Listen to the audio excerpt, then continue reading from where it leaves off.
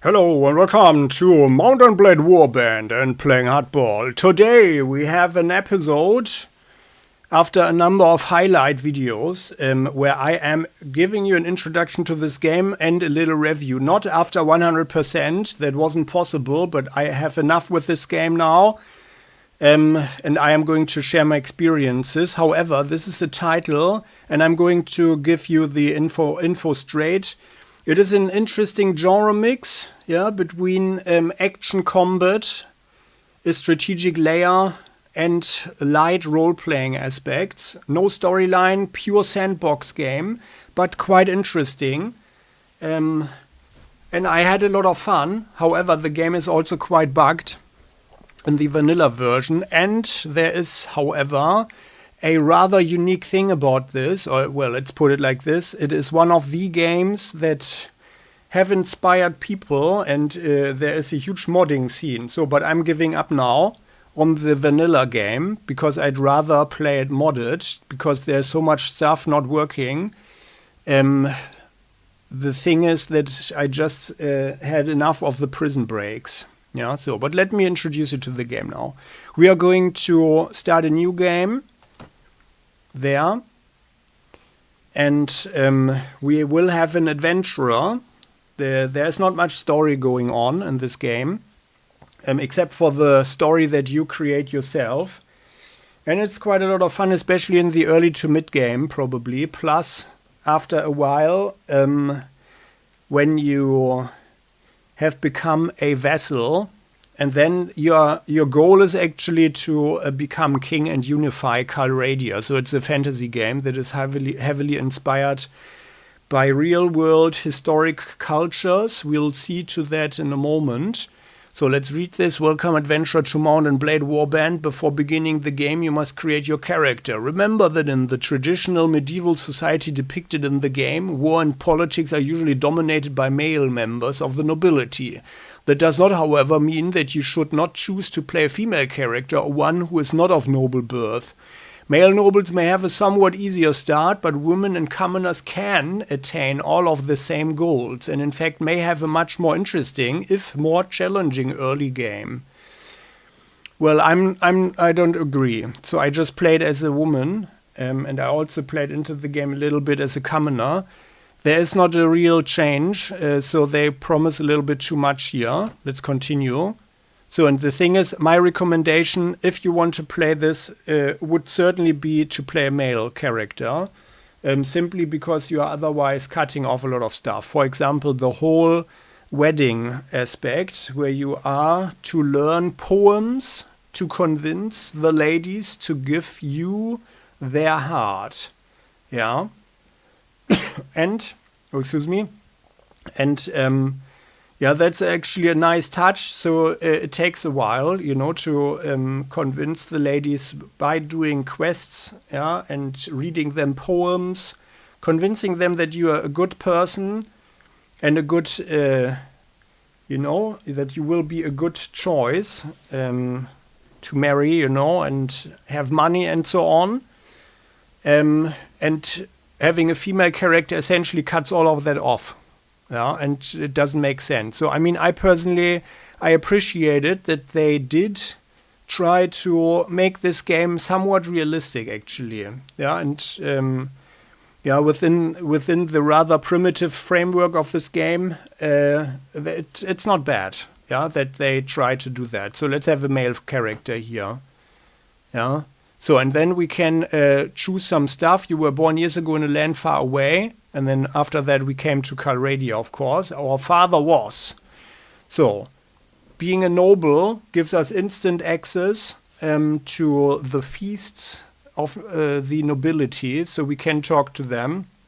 Otherwise, we just have to grind for quite a while to get some standing there. So I played the game as an impoverished noble first, then got a lot of fiefs, but there is no further fief management or anything, unfortunately, which is the reason why I literally got bankrupt. And there's no way around that.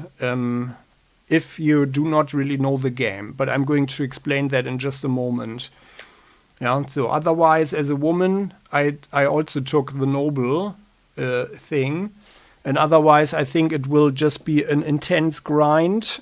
I'm not saying it's not fun, but it is an intense grind that you have to build up your reputation. And then they probably let you in, or maybe you need to become a vassal and have everything harder. You can get married to one of the noble characters, the NPCs in the game.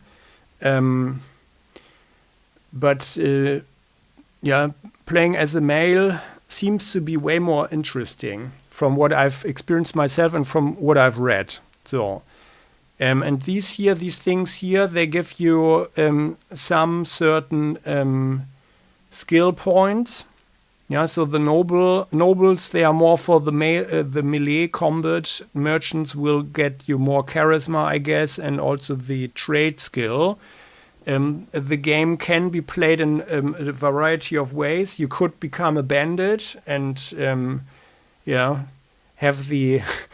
have everybody go after you, but that should be really, really hard, and it's probably impossible.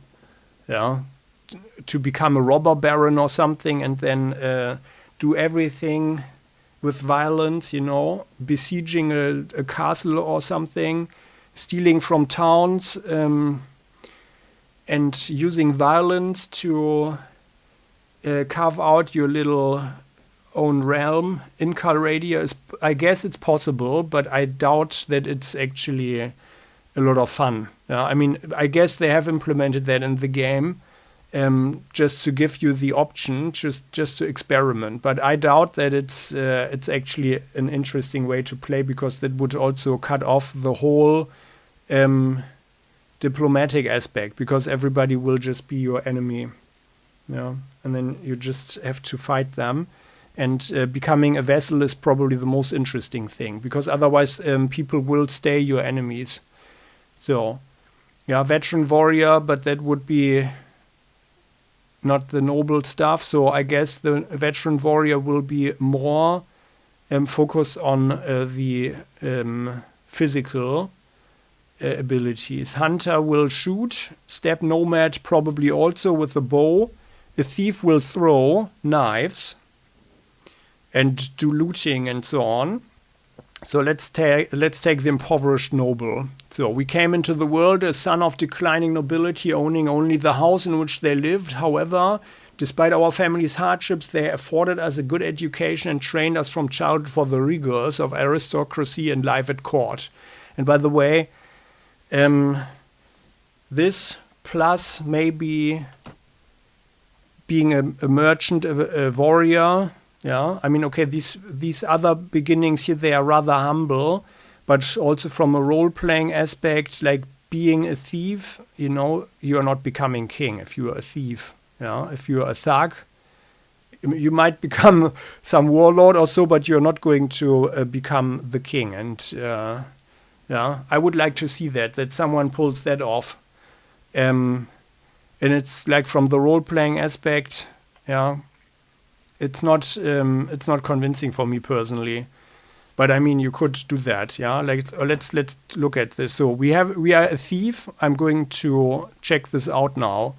A thief. So then as the son of a thief, you had very little formal education. Instead, you were out on the street begging until you learned how to cut purses, cutting purses until you learned how to pick locks all the way through your childhood. Still, these long years made you streetwise and sharp to the secrets of cities and shadowy bagway. Sounds cool. Not convincing that we would then become a nobleman, page at a nobleman's court, right? Because that's usually a thing.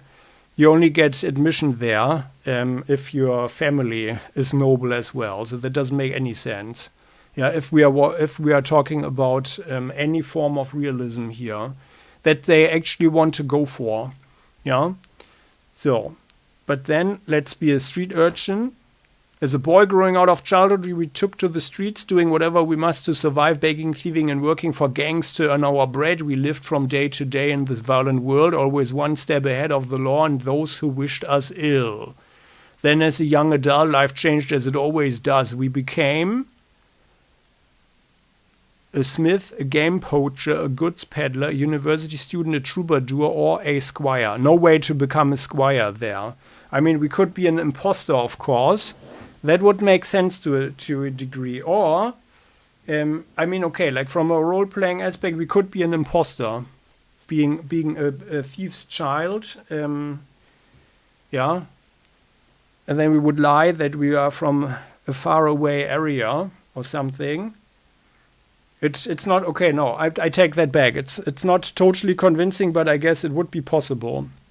So, but then let's have the goods peddler. So now the distinction felt sudden to us. Somewhere along the way, we had become a man, and the whole world seemed to change around us. Heeding the call of the open road, we traveled from village to village, buying and selling what we could. It was not a rich existence, but we became a master at haggling even the most miserly elders into giving us a good price. Soon, we knew we would be well placed to start our own trading empire. So, but soon everything changed, and we decided to strike out on our own as an adventurer. What made us take this decision was... No, let's go back. I have a better idea now. We are looking at this year more the noble way, and then we are going the educated way, and then we are going to have a look at the criminal way, right? So let's do the criminal first. So we are a thief, then we become a street urchin, and then we are a game poacher. Personal revenge.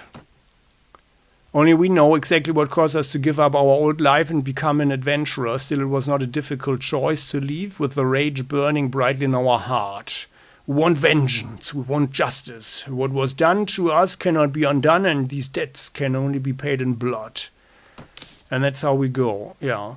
Realistic, no quitting without saving. Allow me to quit without saving. So there's no point to go through a lot of stuff in this game without saving. So I wouldn't do that. Yeah, that's also my clear recommendation. Because there are things, they just go wrong, and it's just more grinding. So, and I sound a little bit negative because I'm a bit upset about the game, but I want to point out that I do love it to a degree, but I am. I am of the opinion that you need to know everything, and I need to talk about the bad aspects as well. Yeah, but we are going to come to the very, very good aspects, and for good reason. This game has inspired a lot of people and built a nice community there.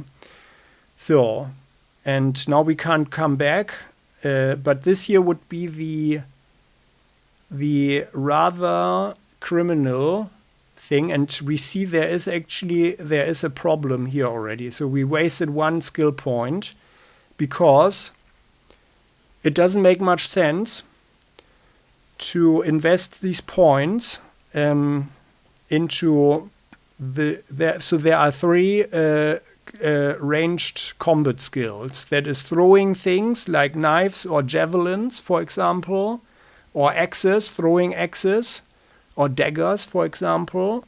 Then this here power draw is for archery with bows, which is possibly a very strong skill, but you can also use crossbows. They don't require a skill. They do require some strength, but not as much as the bow. And with the bow, with this power draw ability here, as we can see in the description up on the right, upper right side here, it increases bow damage by 14%. So that's really significant. And people can get bows into their heads and faces, and well, that is, a marksman is worth their coins. Just saying. But this doesn't make sense in principle to level both of this here. Because either you want to shoot bows, and then you have 4 inventory slots for your equipment, and if you are a really good bowyer, then you should rather have a second quiver or so with more arrows instead of having some throwing knives or so. I'm going to talk about the builds as well, But that's already a flaw here with this criminal background. And let's look through the stuff now. So we have 4 attributes. Strength we can see up here. It is mostly important to or for these 4 skills here. Iron Flesh, that gives us more health points. Yeah, because as we can see here on the right side there, it's based on strength. Power Strike, that's the melee damage. Power Throws and Power Draws. Yeah. So, and also strength is used as a prerequisite for certain weapons and to use it to wear heavier armor. And that's it. Yeah. So, which means that this is also sort of a sweet spot, especially in the beginning and in the mid-game, I would say, of something like 12 points or so, if you want to have a character that has some utility here. So, let's go through the other things. Then we've got agility here. Each point gives 5 weapon points over here, and these are increased by usage. So that's actually a nice and cool thing. But you can also gain some points during level up and then allocate them manually. So, and this increases also slightly movement speed. Yeah. Which means that your character can run faster, but you are actually not going to outrun anybody. Yeah, I've not seen that. So it's kind of, it doesn't really matter too much. But as we can see here, it is the prerequisite for Weapon Master. And that's maybe one of the most important skills, because this here caps out our weapon proficiencies here, these ones. Yeah, so for one-handed weapons, two-handed weapons, like two-handed swords or great axes and mauls, for example. One-handed weapons you can imagine like swords and axes, yeah, clubs and maces. Then we've got pole arms like spears, lances, pikes, staffs,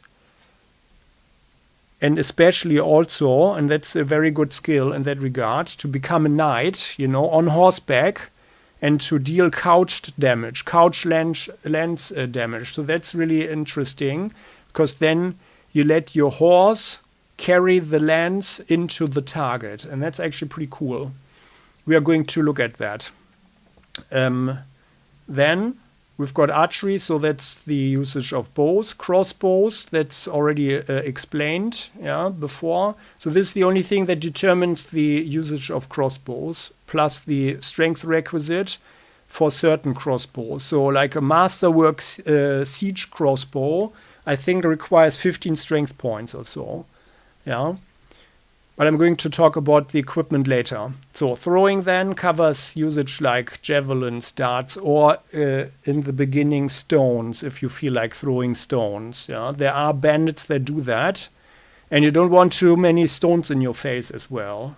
So yeah, even if you wear a good helmet, can still hurt. So yeah, so that's the weapon proficiencies. And as we can see here, the Weapon Master, with every level here, it is more or less capped. So you can go beyond that, but then it gets gradually significantly harder to level the proficiencies up further, which is why you want to have more agility and more and more. And the higher this skill here is, the more efficient you are while using that weapon, so you are quicker and you do more damage. Then we have the shield. So this is also Weapon Master shield, athletics, riding, horse archery, and looting. Yeah, shield usage, that's especially if you don't have good armor, that's a very significant thing. I personally don't feel that, especially on horseback, that it is so important to have a shield. But on the other hand, it depends how you like it. Yeah, if you feel a bit more defensive, then a shield is certainly a very good choice, because it can defend you nicely from thrown and shot items. Yeah, that's certainly a good thing. But otherwise, you can, like against weapons, you can always also parry with your weapon. So for that, you don't really need a shield. And on the contrary, the shield will get destroyed rather quickly if someone smashes your shield a number of times. And so far it's actually better to use your weapon. But you keep the shield, by the way, even if it gets destroyed. Then athletics is your running speed, and it is noticeable. Yeah.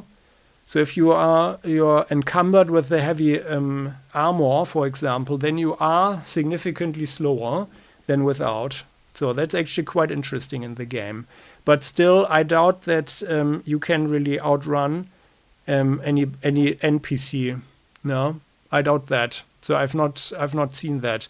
Then riding, this is a very important skill because there are different horses in the game that you can ride.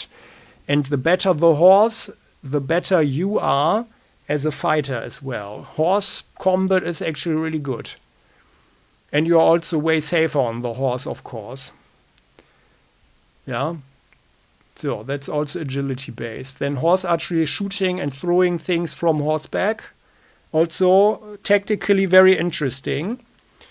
Then looting is certainly interesting and important. So you get stuff out of the fights. Because economy, we know it is the economy, stupid, right? So then, the next thing, intelligence, doesn't really determine anything except for the fact that if you get the increased intelligence, you get not just 1, but 2 skill points here to allocate.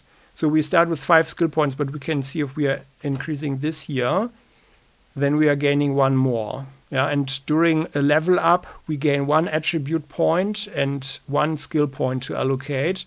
But if we were to use the intelligence, then we get 2, of course, like 1 from the level up plus 1 for the intelligence, an extra skill point. So, and also here, and like with strength and agility, it is always a thing that 1/3 of the attributes is the maximum of your skill points. Yeah, so right now, for example, with strength, our maximum for power strike is 3. We can't go higher, right? So then intelligence for all the utility skills. The thing is, we can see here, and I find that that concept quite interesting. Here we can see in the description up on the upper right side, it's a party skill, while others are personal skills. So these are only determining what we are doing. While this here, looting the party skill, means that if you have a companion and you are going to collect a good number of heroes that can work for you in your little company, in your mercenary company, or later in your at court, let's put it like that. Yeah. And if they have this one higher, then your main hero's skill points are added to this. Yeah. So if they have, for example, 6 points, then the party skill is 6 for looting, which means we would have 60% more loot. However, if your main hero has 4 points, it's always divided by 2.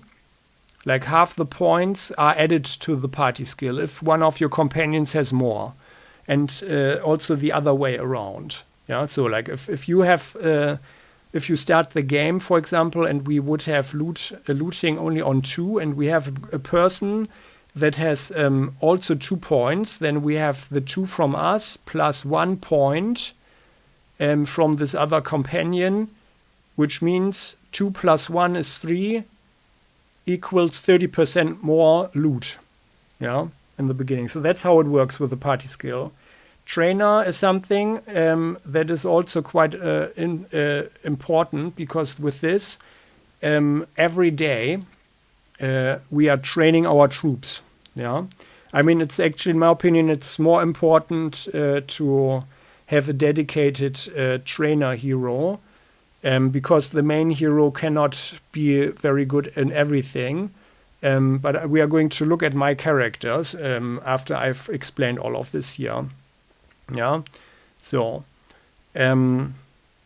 Yeah, so that's the trainer. And the more you have, obviously, the quicker you can upgrade your troops, and the higher level your troops are, the more effective they are in combat, of course, but they will also cost more. So that's also a thing to think about. And for your garrisons and also for your company strength, so those guys that are coming around with you, so to speak, with your mobile army. Then we've got tracking. That's also an intelligence-based skill. As always, capped out. Here, let's put this on 6, and then tracking is the maximum 2. Yeah. Tracks that we find on the main map are more informative with this one. So there we can see if how many people there were, whether it was a warband, for example, or just some civilians. And I find that concept actually quite interesting. Then tactics, that's more a thing like in the tactical battles. We have a so-called battle advantage, but that only means that the enemy has, in comparison, less troops on the field, yeah, and gets fewer reinforcements, but they still have their whole number. But this would mean that if you are fighting an army of 200 soldiers and you have only 50, but your tactics are significantly higher, then they don't get to deploy all 200 in one go. But maybe if your tactics are significantly higher, they can only deploy 25 at one point, while you can deploy all your 50, for example, or maybe let's put it like this, 35 or something. Yeah. So in that way you have an advantage. So that's how they simulate that. Then pathfinding, that's quite important. Maybe one of the most important skills, because the quicker you are on the map, yeah, the better your chances are to catch people, maybe bandits or so, fugitives, deserters, bad guys, sea raiders, or your enemies, enemy armies, or you can run away from them, yeah, if you are not strong enough. And then obviously horsemen are quicker than ground troops, which is why why a pure horse-based culture has some advantages, but they have less standing power, of course. So then spotting is also rather important, so you know and see what's going on in the game world. Inventory management is equally important if you want to do any trading, and also want to carry just some stuff. And you need food for your army as well. So I like this one to be as high as possible. This is the leader skill, so only your main character is actually relevant there. You could, in principle, level up your companions as well and make them your vassals and give them fiefs later on in the game. So you, in principle, you could level them up to be a pretty good leader. However, there are also a lot of other aristocrats, yeah, that you can make your vassals, and it is actually not really recommended to use your main characters to do this. But we will talk about that also later on, because some of these guys don't like each other, and then it might be a good idea to level up someone a little bit so they become a competent manager for a fief, yeah, like a castle maybe or so. So they can actually have a small army as well, and that's the leadership down here, which we will look at in just a moment. So spotting, therefore, and inventory management, important skills. Wound treatment is important for your troops healing, so they get wounds, of course, so everybody has their hit points, their health, which is also increased by the strength and by the iron flesh, and then like with every level. Yeah, it's not a lot. So you can actually die rather easily. But I feel they have a good system going here with that. So, but this here is an army skill, so to speak. Again, a party skill, which is why I would recommend to have 2 points here, maybe if you want to have a bonus. Then surgery, that's actually a good thing to also cut costs, because that way, if your guys are not dying so often, then you don't have to pay for the education and training of your newly trained troops. So if you can just keep your crew, then things are of course cheaper. Yeah, if you don't have any casualties. Also, it's bad for your party morale if you have high casualties, which is why you want someone as a dedicated medic. Yeah, first aid. Heroes regain 5% per skill level of hit points lost during mission.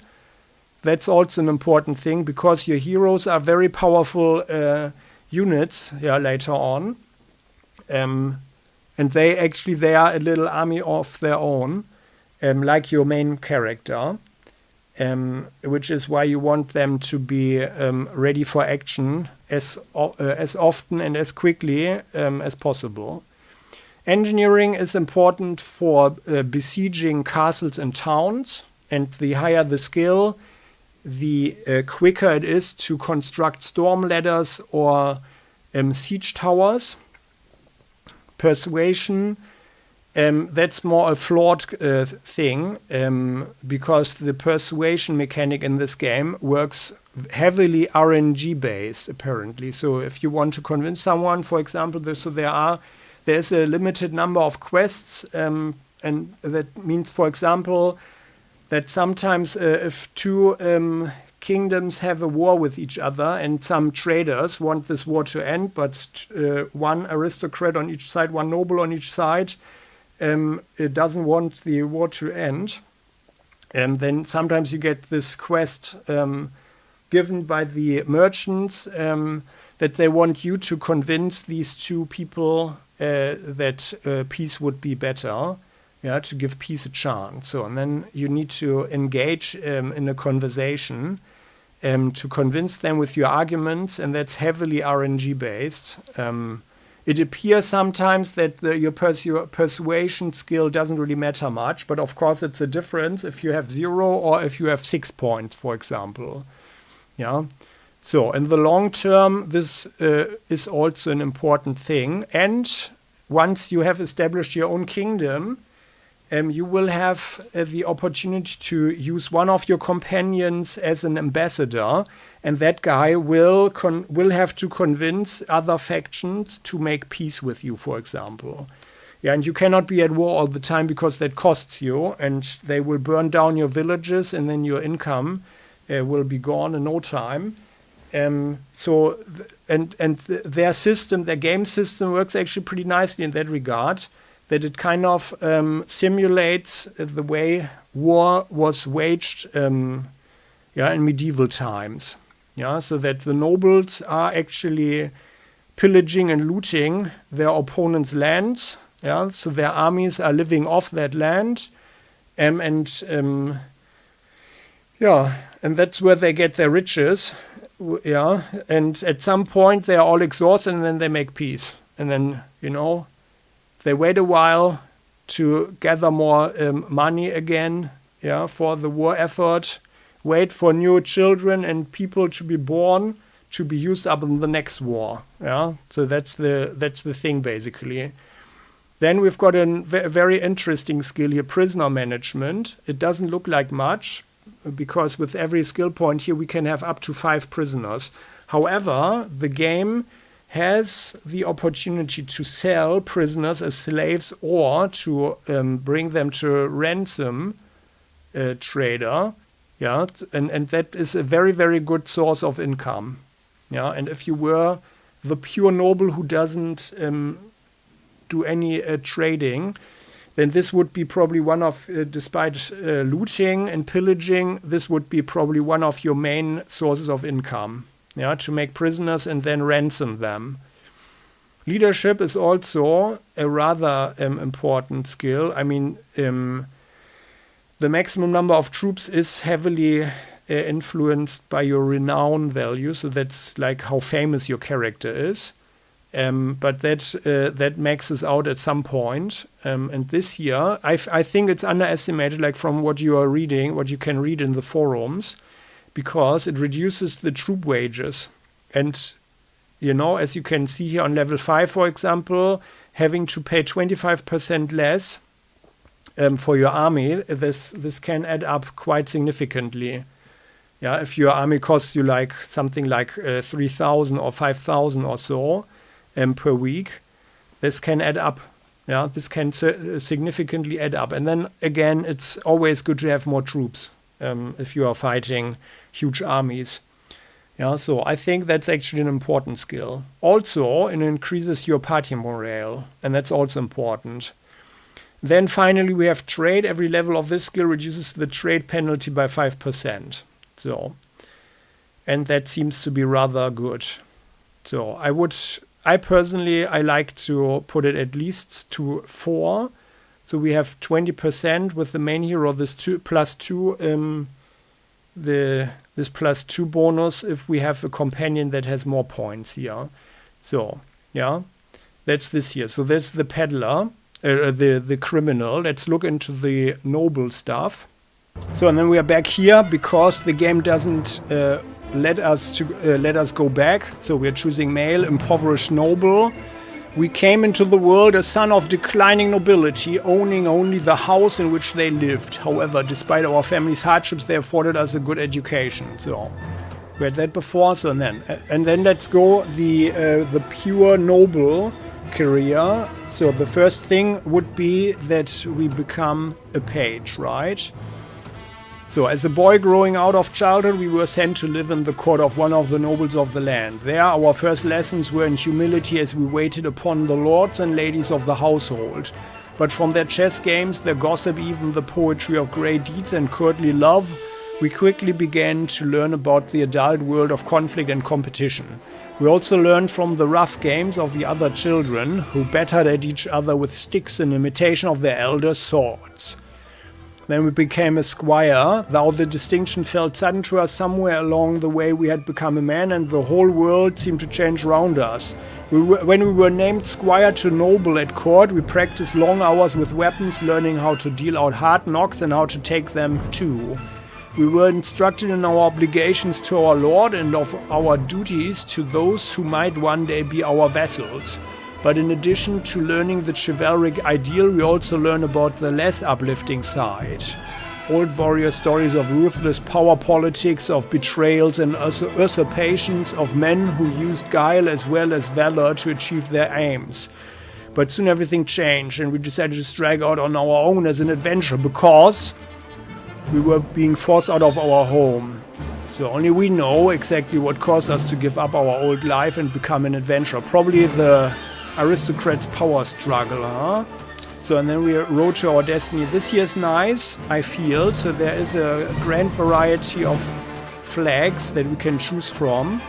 And this will be the flag that is proudly flying in the wind above our company, our unit, our army, and also the fiefs that we will have control of at some point, hopefully, right? So let's maybe, let's have this white eagle on orange. So allow me to quit without saving. So there, yeah. Did I just click that before? But whatever. So, and here we can see the distinction or the difference for the noble. We have the power strike. Oh, I would have expected that the iron flash is also raised a little bit because they just said how to take the punch. So, for strategic reasons, I said before that it makes more sense to only choose one ranged combat skill, but you can also, of course, say to yourself, well, that is dishonorable and a true knight will only fight in melee, and then you're just specialized there and have maybe more utility here. Yeah, but I personally like the versatility, which is why my personal hero, and you can still use the crossbows, by the way. Yeah, my personal heroes both had the crossbow. Yeah, I did experiment with the power draw, and in the long term, this is surely very cool. Yeah, and in the tournaments that you can play, it is certainly a thing that is helpful because you're usually getting allocated some weapon And if you are bad at it, then your chances to win that tournament are of course significantly lower, which is why you want to circle through stuff anyway. Yeah. So I've explained everything. So we see the guy is good at riding, has some tactical knowledge and some persuasion and more leadership. Okay. Oh yeah, interesting. Okay. So and then let's look at the merchant. Then we're back here. Let's have the merchant. So. And as in the medieval society, children usually became what their parents were. Our father was a traveling merchant, therefore. We were born the son of traveling merchants, always moving from place to place in search of a profit. Although our parents were wealthier than most and educated us as well as they could, we found little opportunity to make friends on the road, living mostly for the moments when we could sell something to somebody. So, we started to learn about the world almost as soon as we could walk and talk. We spent our early life as... Well, then it would be the shop assistant, right? So, as a boy growing out of childhood, we apprenticed to a wealthy merchant, picking up the trade over years of working shops and driving caravans. We soon became adept at the art of buying low, selling high, and leaving the customer thinking they'd got the better deal. Then, as a young adult, life changed, as it always does. And we became a goods peddler. Though the distinction felt sudden to us, somewhere along the way we had become a man and the whole world seemed to change around us. Heeding the call of the open road, we traveled from village to village, buying and selling what we could. It was not a rich existence, but we became a master at haggling even the most miserly elders into giving us a good price. Soon we knew we would be well placed to start our own trading empire. Well, and the lust for money and power, right? So that's what it is. Only we know exactly what caused us to give up our old life. Yeah, the lust. So, and let's have a look. So, this guy is really bad at combat. As we can see here. We do have pole arms at 39, so I guess he has a staff or so. But we come in with trade 4. 20%.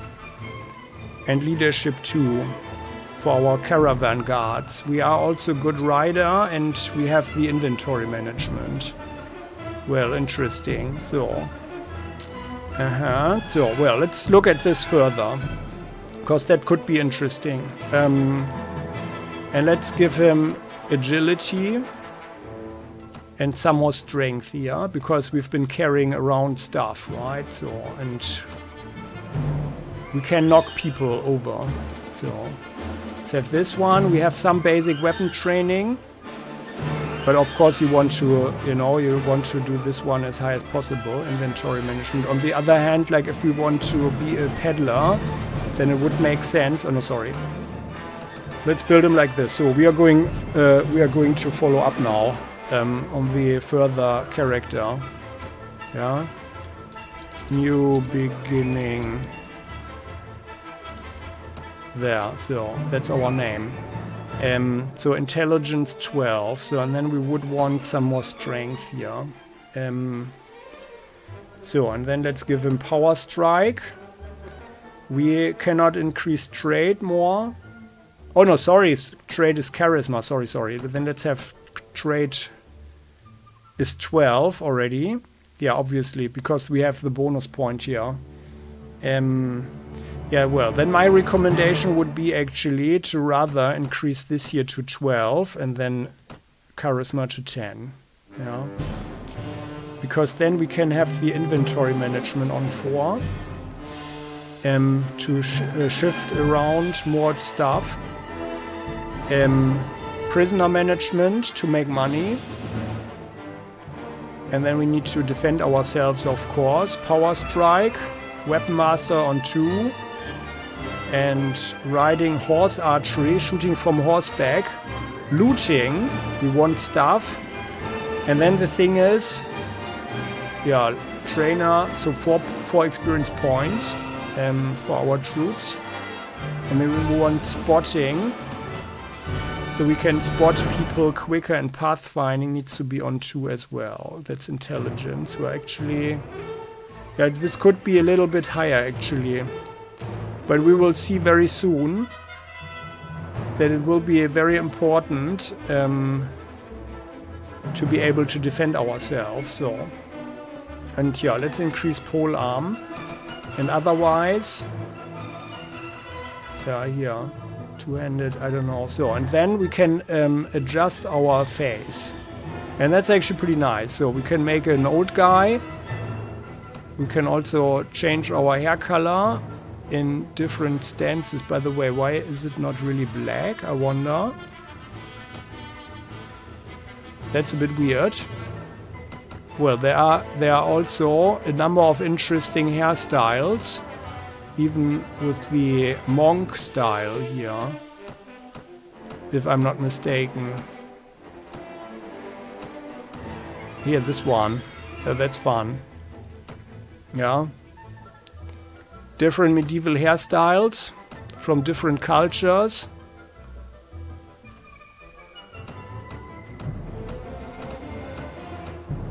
And I personally, I like, where is it?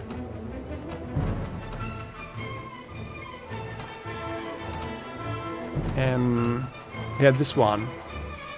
That makes sense in a medieval world, by the way, because the headlights are usually sitting above your ears and in your neck. So that's why you want to shave that off, so they can't sit in there. But let's randomize. So, oh yeah. Well, these people, yeah, so that's these are people that we can see in the game. Yeah, so that's all the different people and cultures. So, oh yeah, well, let's have this guy. So, and then we could also, like as we can see here, really a lot of stuff. Yeah, surprising stuff here with the nice, yeah, nice freedom there. More than other games, way more than other games, and that's kind of cool because we're going to see our own face now and then.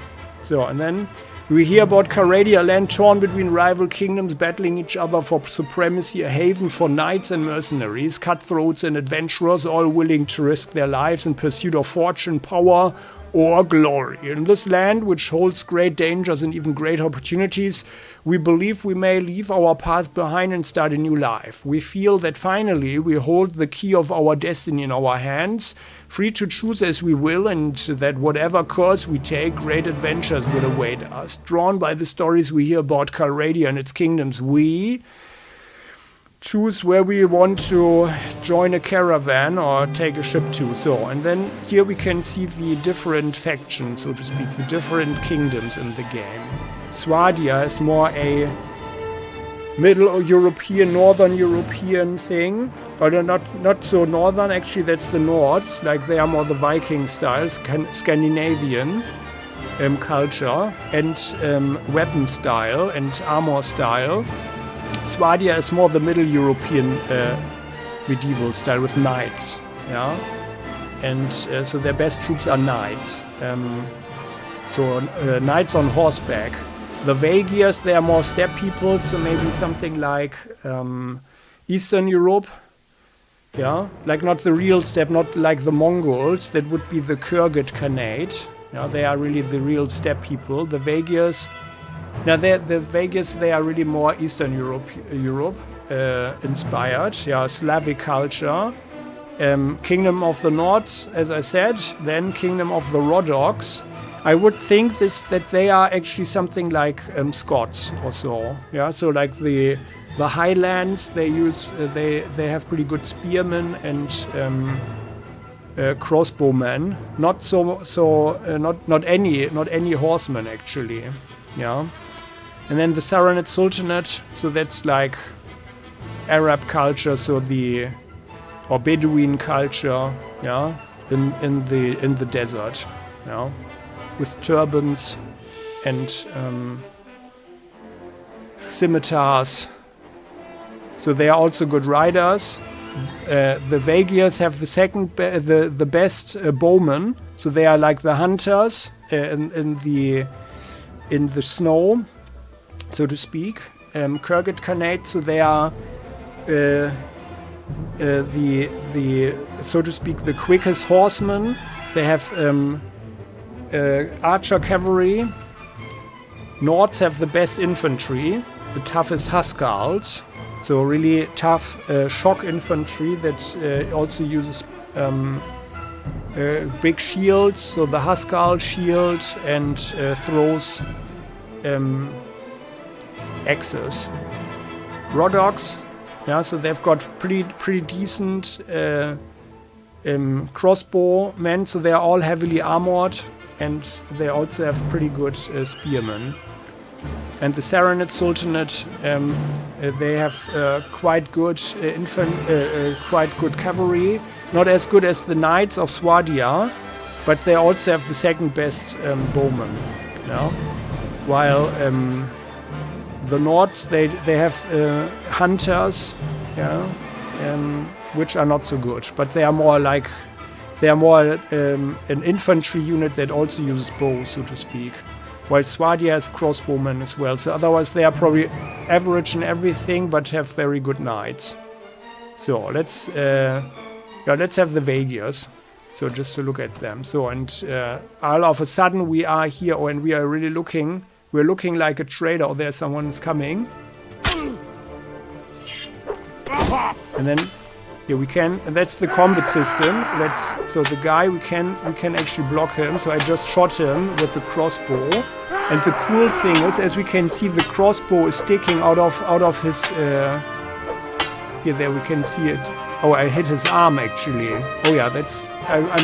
I was playing the humble pacifist merchant, right? So shooting him through the arm, but he's still attacking. And as we can see, the guy is attacking, and we can change the difficulty significantly. So yeah, I have this one on automatic, the block direction, but you could also make everything significantly harder and quicker. Yeah. I just need to click now, and then the character is automatically blocking in the right direction if I'm clicking correctly, yeah, at the correct time. Yeah, so, and that's with the weapon, yeah, and then you want to find the good. Oh, he's also blocking. There. Oh yeah, we don't do much damage here. Oh,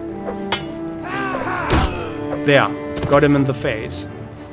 Oh, there's someone running. Hello there.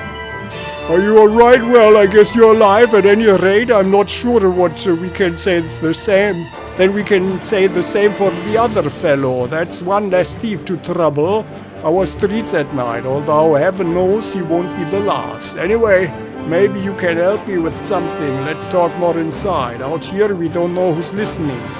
So that's the beginning of the tutorial. This merchant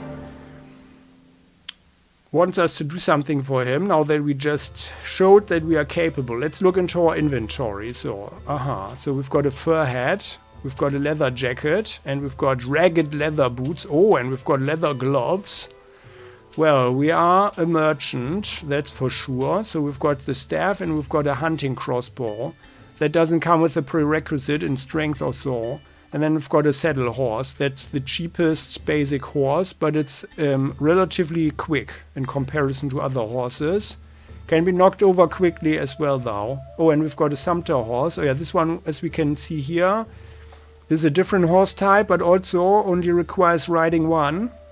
So it's like the beginner's horse. This one has more armor, is significantly slower, on the other hand, but has more charge. Oh no, it has less charge. Less maneuver as well. Yeah, I don't like the sumpter horse, but it does have more armor. Yeah.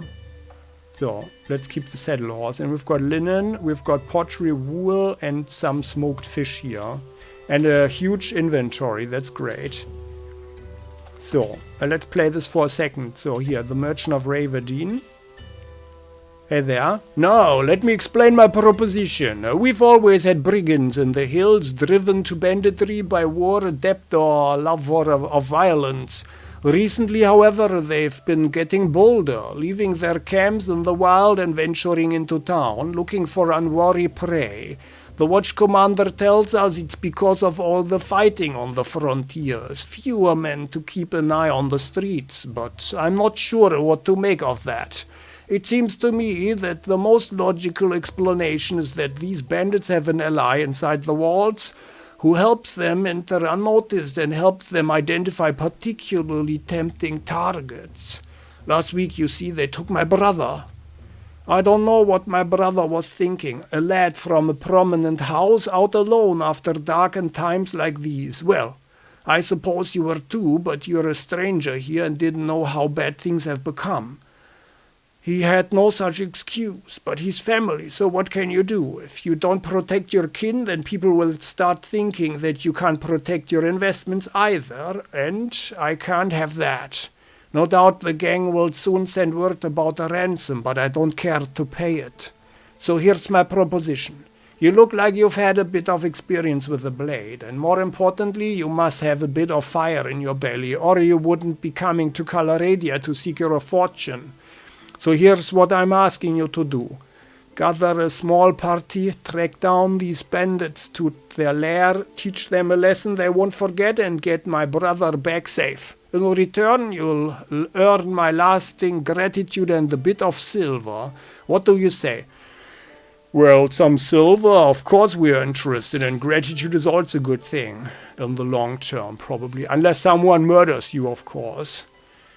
The merchant says, we all won't be able to do this by yourself, though. If you try and take on the whole gang single-handedly, the hunter will become the hunted, I'll warrant. You'll first want to round up a group of volunteers. There's always a few lads in the villages around here, looking for a bit of work that's more interesting than tilling the soil or hauling water.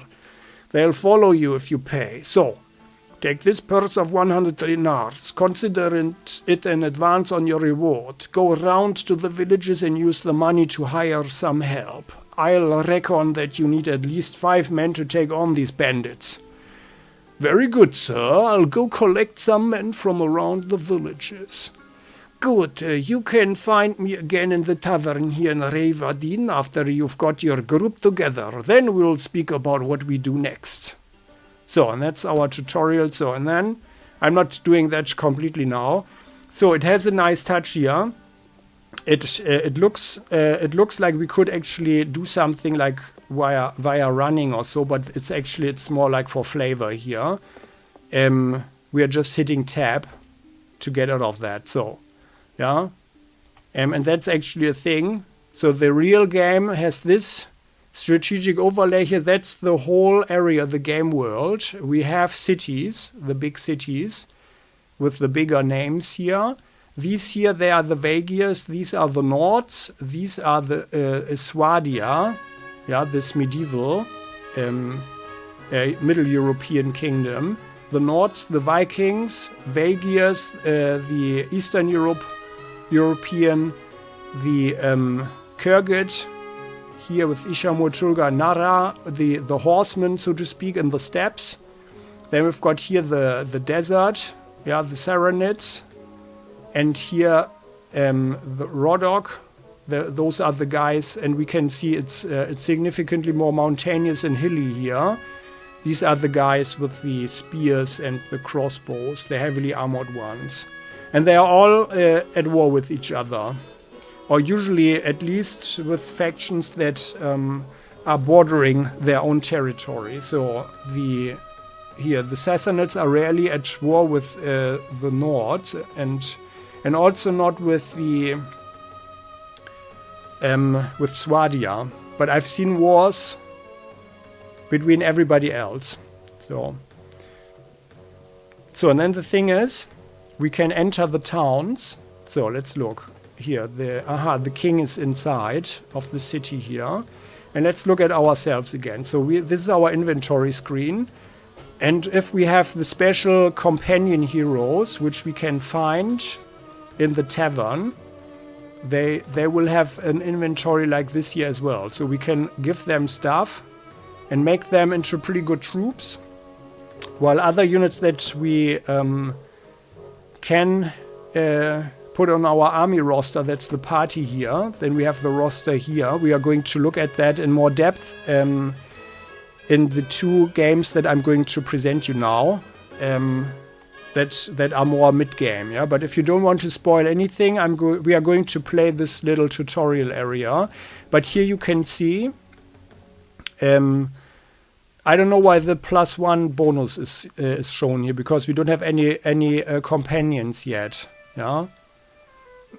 And also, this should be like, if it already tells us, okay, if someone else had this skill, then it would mean that we give this +1 bonus because we have 2, but then this should be a +2. So I don't know, maybe it's a bug or something, or there's a problem. We can see we have 90% health. That's us. Yeah, I should have probably, here, the character, can we actually change the name? We could. Okay, let's call him the new Hardball. That's maybe a bit better. Just so we don't get confused. I'm not sure if we can actually change that now. Oh yeah, we can. Okay, good. Good, then. So, that's it. So, and then the thing is, as we can see, the game graphics, they are rather bleak, as we can see here. And basic. But it's more, it's more representation. And there is a little bit of stuff going on outside. So there are these nobles, they are running around with their armies, and then we've got usually some form of bandits or looters or so. The cities are sending out caravans, which gives them money, and here we've got an extensive Wikipedia, so to speak, an encyclopedia. With the characters, so there are a lot of characters here in the game, and you really need this list here, otherwise you're never going to find them. And there are also a number of locations here that we can easily find via this list here. While the factions, they are here. I'm just clicking on them. Yeah, there we can have we are getting some basic information what they control here. Yeah, so right now it's the beginning of a game, of course. Things are getting quite dramatic. And some of them might even cease to exist at some point. But if you want to become a king yourself, or a queen for that matter, then of course you want them all to be as weak as possible. So you can't have one of them become very, very strong, because that would mean that you would have to fight against that very strong enemy as well. Yeah, so far it's actually an interesting game, because you really have to think very strategically how to go for it. Yeah, but you also, and that's one of my criticisms, you have to know the game pretty extensively not to make certain mistakes that I made in my first game, which we are coming for in just a moment. So let's go here into the town. So, yeah, we are in the overland, and now this is the city screen. We can go to the castle, and now that we are a noble, we are just a peddler, right? So let's go to the castle. They are letting us in, interestingly. Okay. So, and then this here is just has a slight touch, so we can run around, like so. We can also jump, by the way. Yeah, pretty basic graphics. And there are people. There's a lady here, Lady Münter. Oh, hello. I say, you don't look familiar. My name is New Hardball, at your service, ma'am. New Hardball? I do not believe I've heard of you before. Can I help you with anything? Well, may I have the honor of knowing more about you, my lady? I am wife to Boya Ralcha, mother to Boya Rudin, mother to Lady Akilina. Lady Münzner, I must beg my leave. Okay, and we can ask people, like here, mousing over here, we can see our relation to that character. So she doesn't know us, she's indifferent to us, yeah, it's 0. If we are doing good stuff, then this will rise up to 100. Or if we do bad stuff, it can go down to -100, or maybe -99 and to +99 or so. Yeah.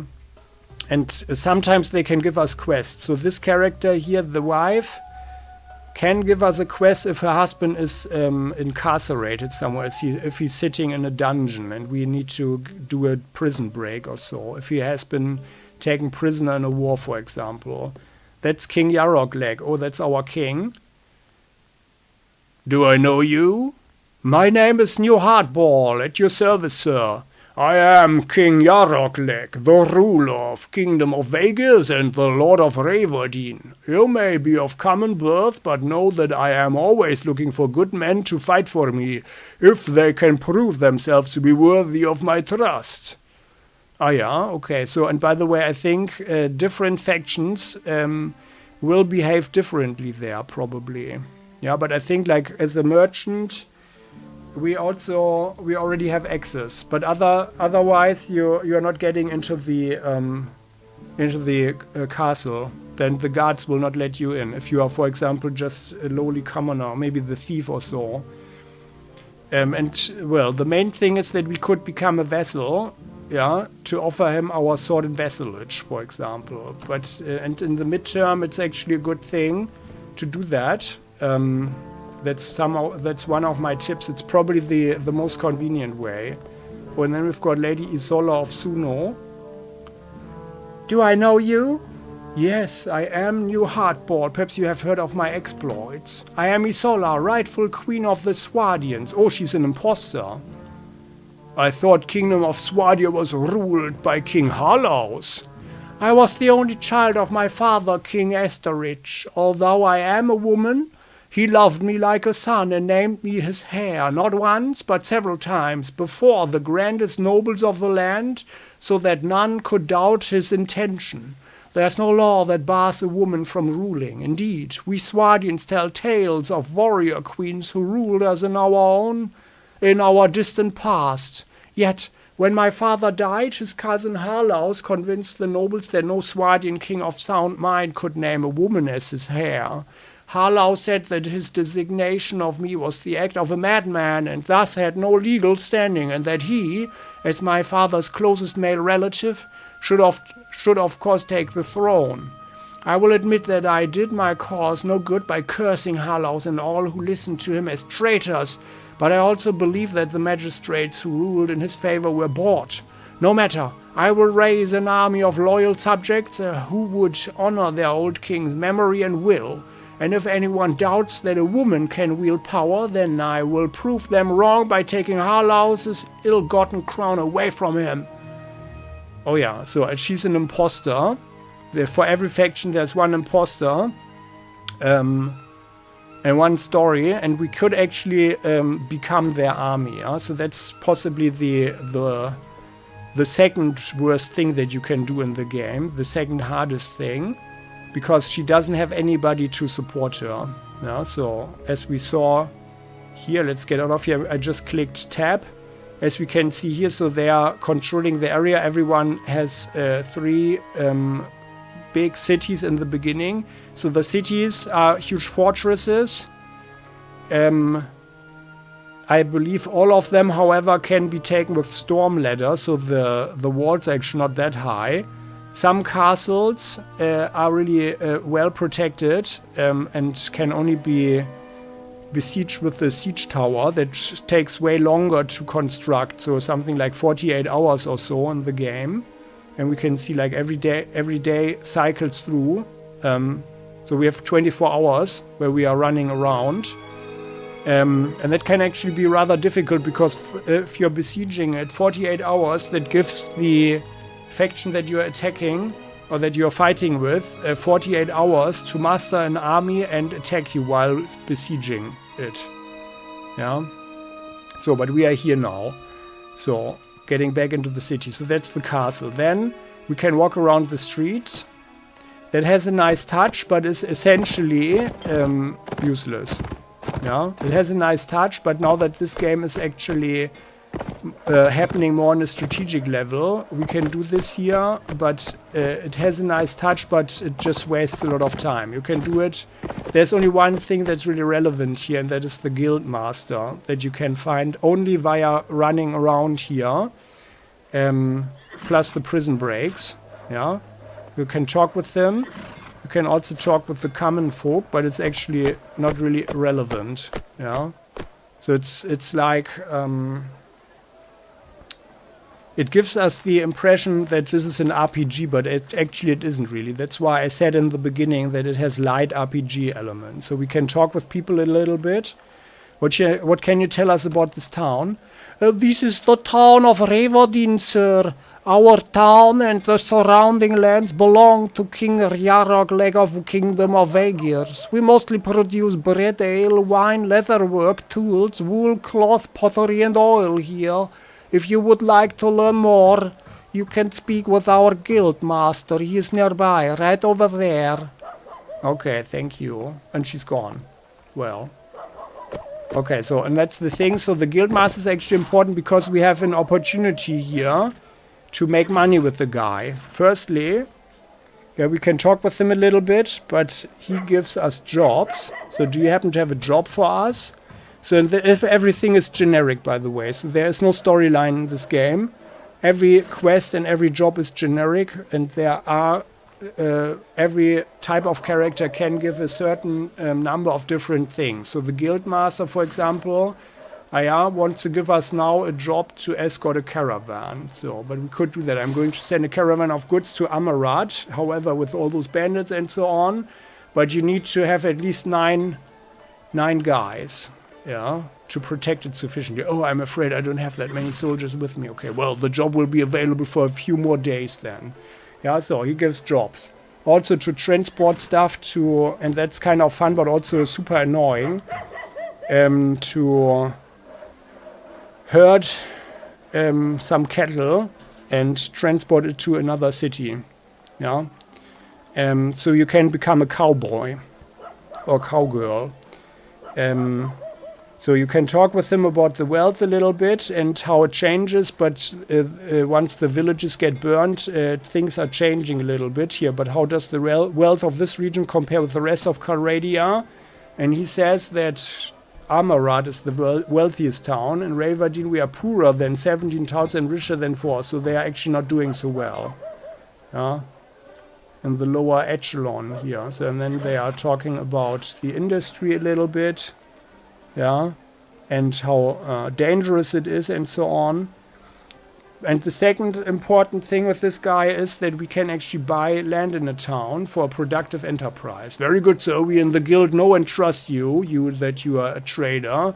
If they don't know you, then you need to do a little bit, a few jobs for them to increase your standing, yeah, the relation with the town. Yeah, and they can also give jobs like hunting bandits that are threatening the trade routes around the town, or they have imprisoned, or like they have kidnapped a girl, for example, and you need to pay the ransom, but you can rather beat up the bandits and keep the ransom money for yourself, for example. Yeah, so these are things, and you can build an enterprise, one enterprise in every city. And that's a good way to make money via a passive income. And that would be my first tip, to establish a full thing where you have this with all your characters. We are going to, with all towns, yeah, one thing. So, a weavery to make linen from flax, and then he's telling us what it costs, and the most important thing is how much dinars is the profit here. It's only 86, so that's not worth it. And by the way, we don't have the money, right? We don't have money anyway.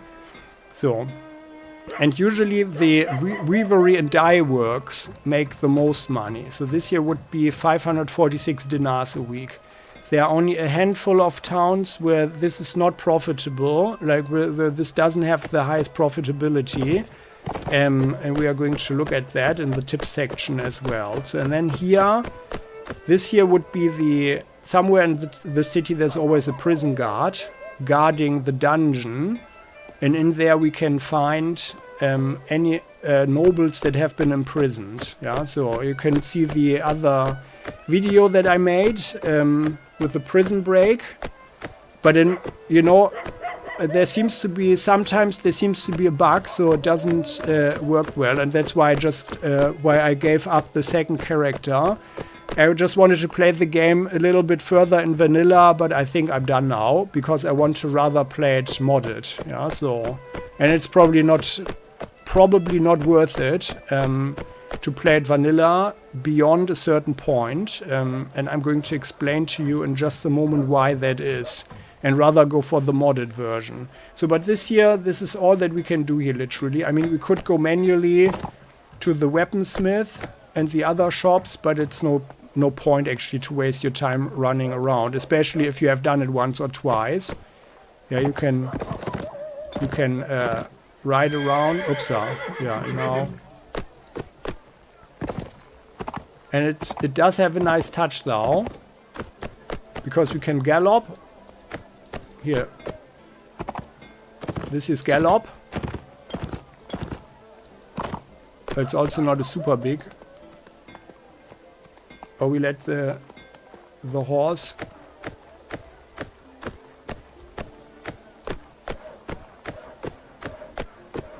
go a little bit quicker here. Like this, right? So, but that's in principle everything. So I'm hitting tab and then we are outside, because from here we can access the areas the quickest way here. And the next important thing is the tavern. And in here in the tavern, we will find people. That's the merchant of Ravagin. That's the guy. There's a traveler. Sometimes there are farmers that are... Oh, and that's one of the main characters. Hello, Katrin. Hello there, laddie. Have a drink on me. Hey, what's the occasion? Why, I managed to sell my wagon and pots, lad. For once, I've got money to spend and I intend to make the best of it. For 30 years I followed the armies of this land, selling them victuals and drink, watching their games of dice and finding them girls. And nary a dinar was left in my purse at the end. It's no kind of life, victualling the armies. You earn a bit here and a bit there as the soldiers spend their money, and then along comes one defeat and you have to start over, indebting yourself to buy a new wagon and new oxen. So I've decided to get out of the business, but army life is all I know. Ah, very interesting, madam. What will you do now? Why, I'll be a soldier myself. Help my old hands to a bit of loot to comfort me in my retirement. 2 boys I bore, both soldiers' brats, and they became soldiers themselves. One had his head split by a Kurgan war club, the other died of the pox, but at least they didn't die hungry. I know how to swing a blade, staunch a wound, and feed an army on the march. It would be a foolish captain who passed up the opportunity to hire an experienced campaigner like me. Say, laddie, don't you command a war party of your own now? Well, it sounds like you are very useful, Katrin. You are hired. Hey, thank you, Captain, but before joining up with you, I would ask for a payment of 100 dinars. I know that in war parties, soldiers can go on for weeks without seeing any wages. I'm wise enough not to sign anywhere without having myself covered. Okay, I don't know how much money we have right now, but I guess we have more than 100. Also, the merchant gave us the money, and we have some stuff to sell. So very well, here's 100. Make yourself ready, okay. So... And then you can usually hire some form of mercenary, but they are usually rather expensive. I don't like them, but we can imagine that there are situations where you need them, yeah, where you need to react or so. You can run around a little bit, but it's irrelevant actually. Yeah, only very rarely in some taverns there's a second floor where there are also people. Usually not. So you can talk to the guy. The towns, the only reason to talk to the tavern keeper is actually, yeah, it's just said some style here. So someone might have a job, someone who might have a job. And that's the people we can find in the here in the main map, who are riding around. But you want to talk to all of them anyway. It's more efficient. And yeah, so then there's the arena that has a nice touch. Here we can also train the weapons. So as we can see, oh crap, I'm clicking tab again and we are out of this immediately. Let's look here. So, and here hitting P like party, we can also go out and hit this button here. Now Katrin is part of our party and this is how she begins. We can talk with her. And we can, by the way, now we can see the party skills here. So she has some wound treatment skills. So Katrin, let's talk. So and here we can see she's very enthusiastic and her morale is at 99 points. So that's the maximum. Or like, yeah, she has morale because she's a companion. Other people have this reputation or like the relationship with them. So we can see her equipment and that's her stuff where we can outfit her. So if you have fun outfitting characters, so this is like really nice, I find. That's a lot of fun for me personally. And she doesn't have a horse. Let's give her the Sumter horse. We don't have anything else here. And what can you tell us about your skills? All right. So she's reasonably good here, but she already is level 8. She has Iron Flesh. 70 points in all proficiencies, so that's not so bad. Can ride at 2. So level 2 horses. 7 inventory management. Unfortunately, this is totally irrelevant for us because she is the companion. But we could, in principle, with the trading and so on, we could make her a vessel later on, yeah, in principle. But actually, there's no good reason to do that because here, look at the characters. All of these guys here are theoretically your potential vessels. Yeah, if you were a king or queen, and they can do the job as well as your guys here, and you would actually, making them vessels, you would lose a very, very capable and good fighter. And it's possibly not worth it. Yeah. Like you can read on the forums that it's actually not recommended.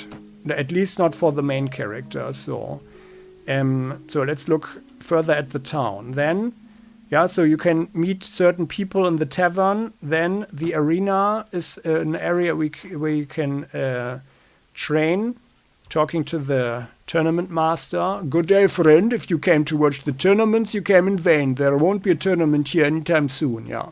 Sometimes in the towns there is a tournament going.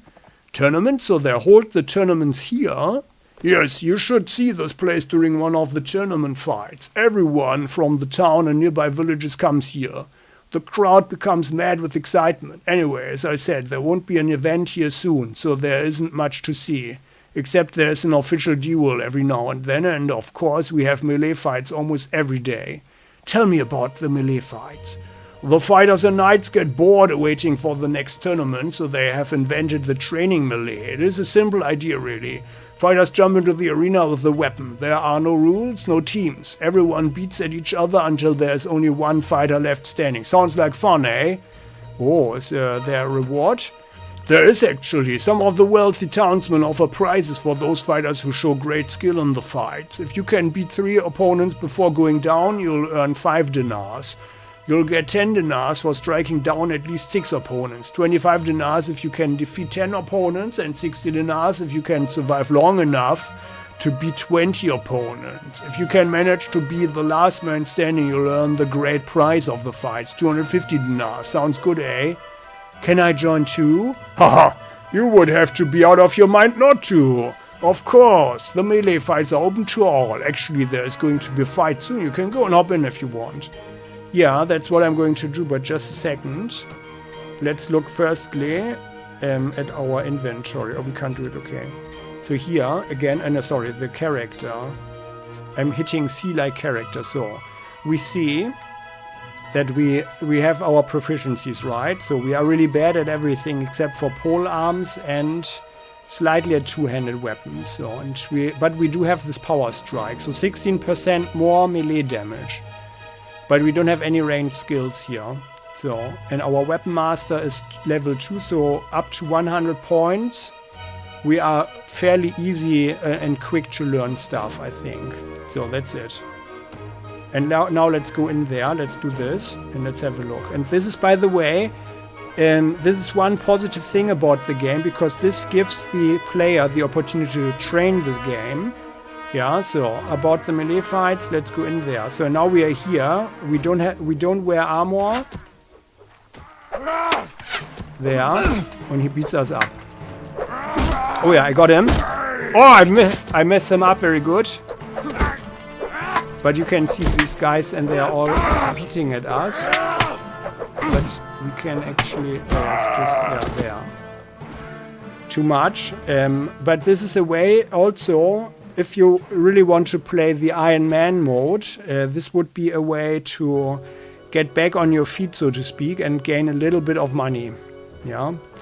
By fighting here. So let's do this again. We had a staff that wasn't so bad for us.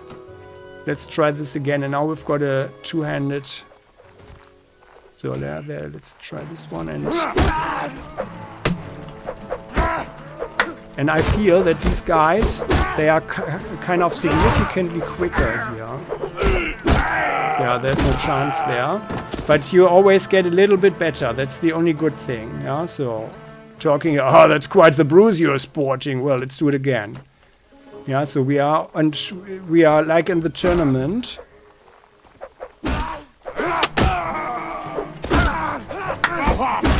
And this guy came from behind. It's just a mass brawl here. Oh yeah, did I hit him? Oh yeah, I did. Oh, and we got a level 16. And I'm blocking. Got him. But we can see the shield icon in the lower right. Oh, and there he got me, okay. It's already messed up a bit, so the shield would have been broken. But we got 4, so, and then, yeah, price of 5 dinars. So, I mean, in theory, this is a way to do it, so. Then let's go to the marketplace, the goods merchant. So this is the trade screen.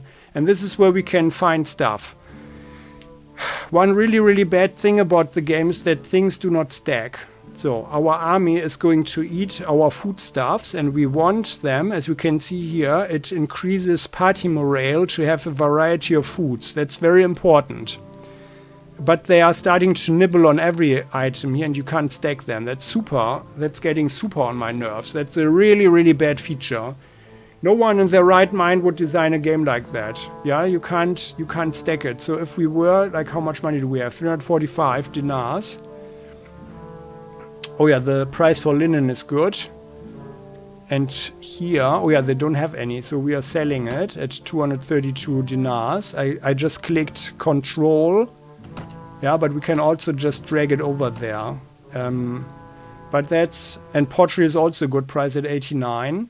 You can buy it in certain towns in the villages for something like from 20 to 60 or so.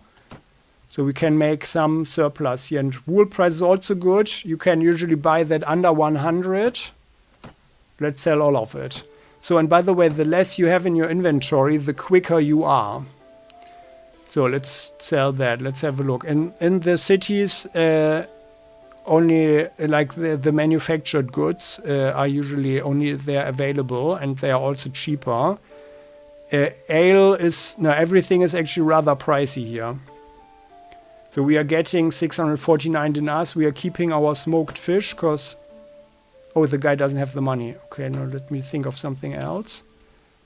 Then we are keeping the pottery. No, sorry.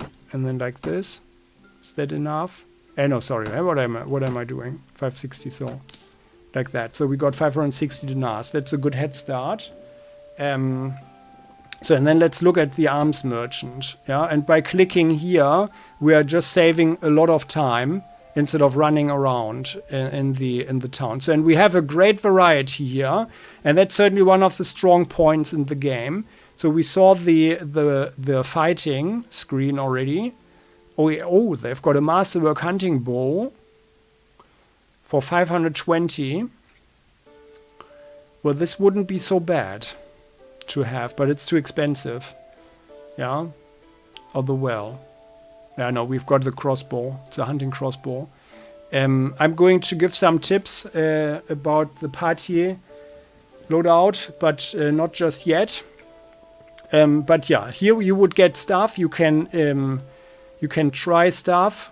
Lots of different weapons. So this is just a fraction of what's available in the game, what we can see there. Maces, swords and stuff, and the same goes for the armor. Yeah. there are 4 or 3 areas for your head where people can also hit you. So they can shoot. You can shoot people in the foot or in the leg. If you're on horseback, you want more leg armor, of course, because then an infantryman can more easily hit your leg. Body armor, also the glove section here is adding to body armor. And then the head armor, so you can really get a sniper headshot or something. That's what I like to do, by the way. And that's also a very good thing during a siege. Yeah, to have a siege crossbow or so, or your good trusty bow, and then you're shooting the people on the walls in the head to reduce their number. So, and there's one trick here, by the way. So the goods merchant is out of money, but they share the same prices. So you can, in principle, also sell this pottery here. Yeah, and we are still getting the same price. So we can see there's a huge variety of stuff here. Also, this is only a fraction of what's available. But we have actually decent stuff here as a trader. I'm actually a bit surprised here. That's not so bad here for the beginning. Because you can also start in rags, literally. As a ragtag nomad or something. So we don't need to buy anything there. But let's have a look at the arms again. I think we are actually okay with the staff for the moment. And yeah. Yeah, I think it's good. Like, yeah, it's also too expensive. We should rather invest the money. And now that we couldn't buy anything there, yeah, that's it. And that's it. And by the way, and otherwise, yeah, sorry, there's the horse merchant as well. And here we can have the horse. And here we can see the riding skill is what determines the horse level, so to speak. The riding skill, the better the horse, the higher the riding skill, so to speak. As we can see here, we've got a war horse. We can see the stats. Armor is 43 points. Yeah, so it's really hard to hit and damage this horse, to hurt the horse. But accordingly, it's also significantly more expensive. 4,069 dinars for this one, while the heavy sumpter costs 400, and we could sell our saddle horse for 60. Yeah. So I'm clicking P like party for her, but for her we could actually get something. She's got a falchion, leather apron and wrapping boots. Yeah, on the other hand, no, we don't really need to. But, oh sorry, and let's have a look at her skills again. The skills. So she had 70 points everywhere, yeah. We can just have her like this. So we were supposed to go to some villages. This is everything that we can do in the city. And we can easily do it via this screen. If this city was owned by us, there are 2 options to upgrade it. Like if you own something as a vessel, for example, if it's your fief, then you have very limited options to upgrade it. The towns can get a prison tower, which makes it more unlikely. Oh no, it's not here. Okay, no, here. Party screen here, prisoners. Yeah, this is the same screen as with the garrison. We are going to look at that in more depth in just a moment. But then you could, if this was your location, then you can put prisoners into the dungeon. And if you have a better prison tower, then the percentage chance of them fleeing or escaping is significantly lowered. Yeah, so that's the thing there. And then there's a messenger post, which gives you warning that there are people around, operating around your location, or even besieging it. And the same goes for the castles. They also have only this messenger post and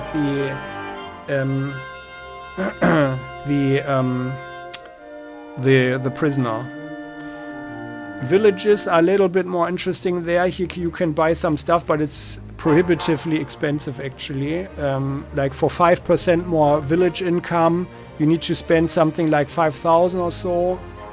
And I never felt that this was worth it beyond 2 things or so. But you can also build a school which increases the population's acceptance. And by the way, that we could see here in the town. Here, there we can see one important value. The populace is indifferent, supportive, or something acceptive of you. And there's this value. And we are increasing this one by doing quests for them or helping them, in any way.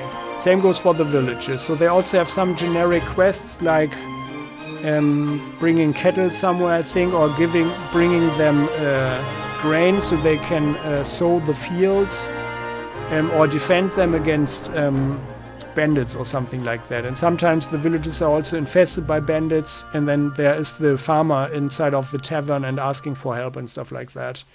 Yeah. So, and now we need to go to the villages. So let's go here to Aike.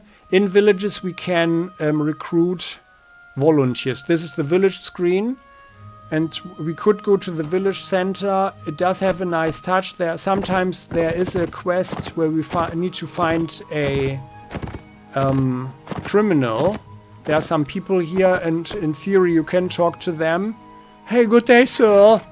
How is life here? Times are hard, sir, but we must count our blessings. And what is your trade? I take what work I can, sir. I carry water, I help the merchants with their loads, or help build things, if there are things to be built. Okay. What's the latest rumor? They say that Boyar Ralcha is a good man and treats people living in his lands decently. That is more than what can be said for most of the nobles. Okay. Thank you. So this gives us a little bit, for the feeling. But it's actually relatively irrelevant.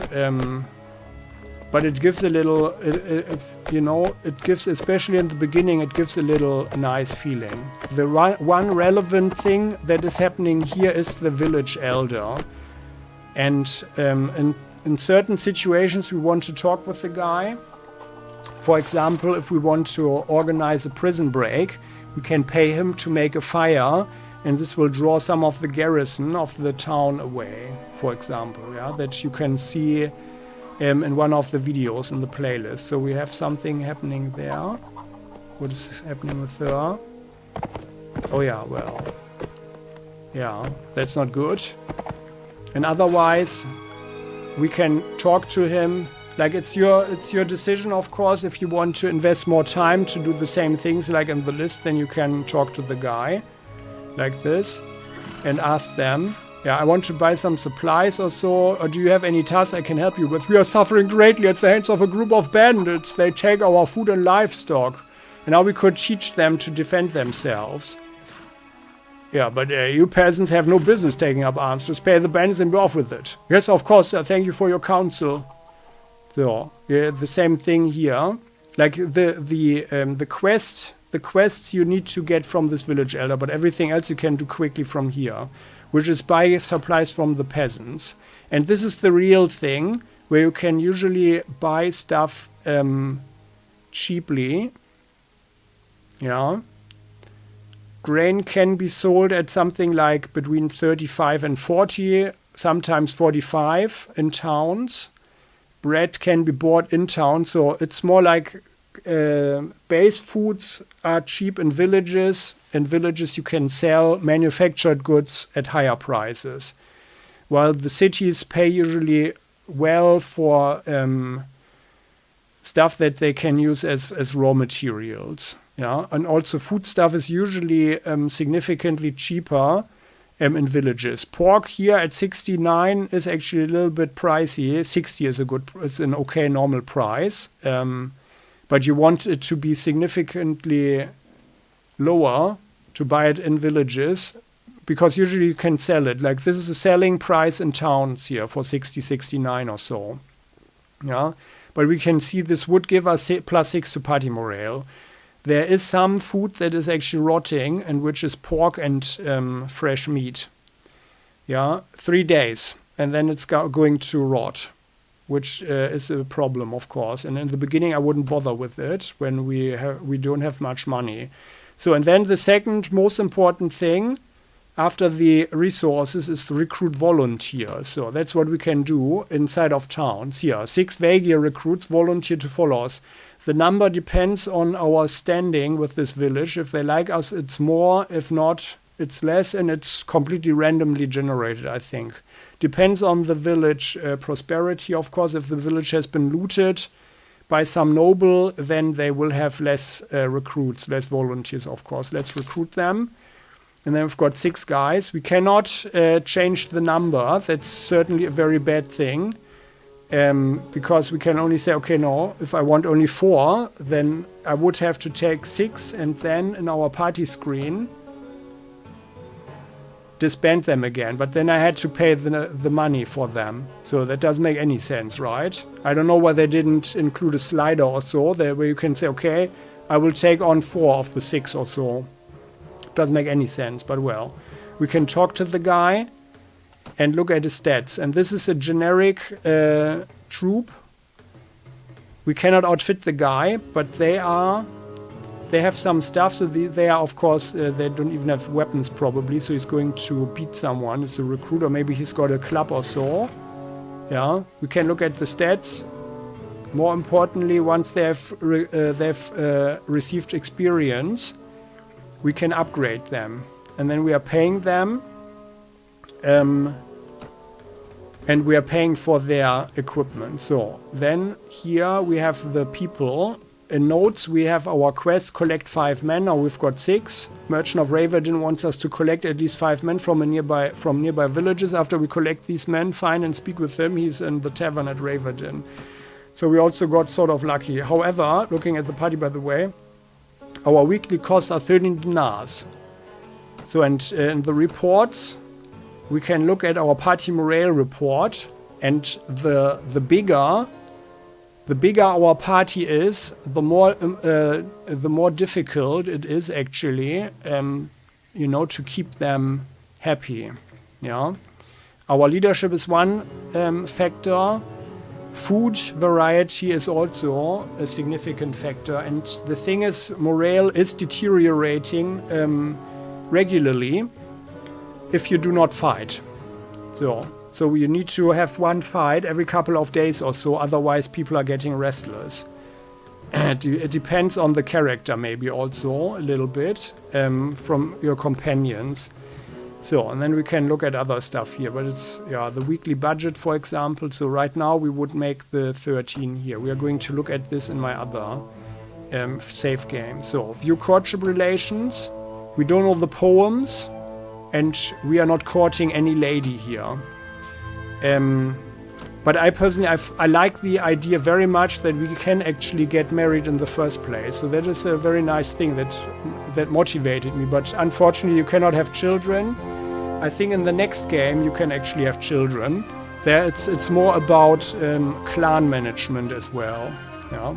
So that's more about dynasty. The Mount Blade II Bannerlord. That's the second game. So let's go in here, then there's a person. King Yarokleg. Well, new hardball, what is it? Sorry, I must beg my leave, sir. I didn't want to click on you. So let's go back to the tavern, and then there's the guy, Merchant of Raverdin. There. So that's the sound we want to hear. That's the sound that we hear when a quest has been completed. So, splendid work. You have hired enough men to take on the bandits. Now, travelers entering Raverdin have told us that there is a small group of robbers lurking on the outside of town. I suspect that they are all from the same band. The one that took my brother. Hunt them down and defeat them and make them disclose the location of their lair. Very well. I shall hunt for bandits. Why don't you come with us? Because I'm paying you to go take care of it. That's the short answer. The long answer is that I've got some leads to follow up here in town, and I have just as much chance of getting knocked on my head as you, if that's what you are asking. But I respect your question. Now, what do you say? Yeah, of course we do it. So, yeah, and then we're hitting tab again to get it off here quickly. So, and now we see something. There's the band of robbers outside. And let's go there. Aha! What do you want? So this is also usually a small screen, and then we can say, okay, so either we fight or we leave, yeah, or sometimes they don't give us the chance, and then we can only say, okay, well, I will pay you and you are not going to kill me, or we are fighting, yeah. So I've been looking for you. Tell me where you keep your prisoners and I'll let you go, maybe. Huh, those prisoners are only going free if you pay their ransom. Did you bring any silver? No, but I brought steel, cause my employer doesn't wish to pay anything, and neither do I. So then the next screen is here.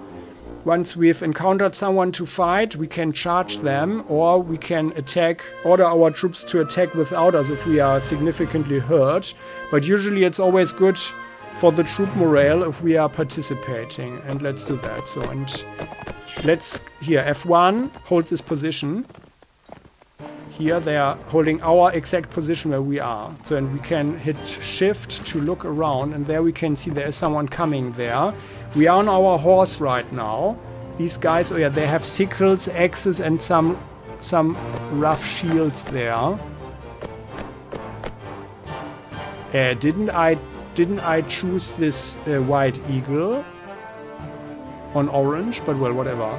So now we can go forward. We have a number of orders that we can give them. Yeah, charge, for example. We can also choose the different troops, but let's try something. So we can hit them. We can beat them up on this guy.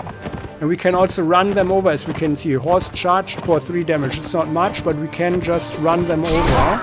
And if they don't have any spears, then they cannot do anything against the horse charge. And we can also do horse archery. So we are here. We are missing that, of course, because we are not good at horse archery. But let's try this. Miss that one. Oh, the guy hit us with something. So, but this is actually a recommended tactic, also to increase your skills. Here, there, got the guy, and he's dead now. Very good. Very good indeed. And then there. Oh yeah, hit you guys. Okay. And then let's order our guys. So, everyone, movement orders, charge. So, and now the guys are running in, and Katrin is also attacking. Okay, so. And now we can, by the way, we can see, and I like that a lot. The guy has the bolt in him. We just hit him through the arm though. There.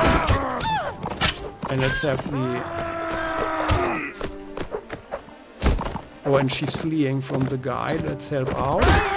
There, got him from behind. And then here, yep, they are messing them up. Let's watch it. So, and what we want is actually that our heroes are also getting some kills. So there seems to be a system. There, screams of victory. There seems to be a system that you really need to do stuff yourself to gain the experience. So if you let them stand back there and you do it all yourself, then your character gets the experience, which is not bad. So I hit tab again, which is not bad, but then of course you want some progression on your guys as well.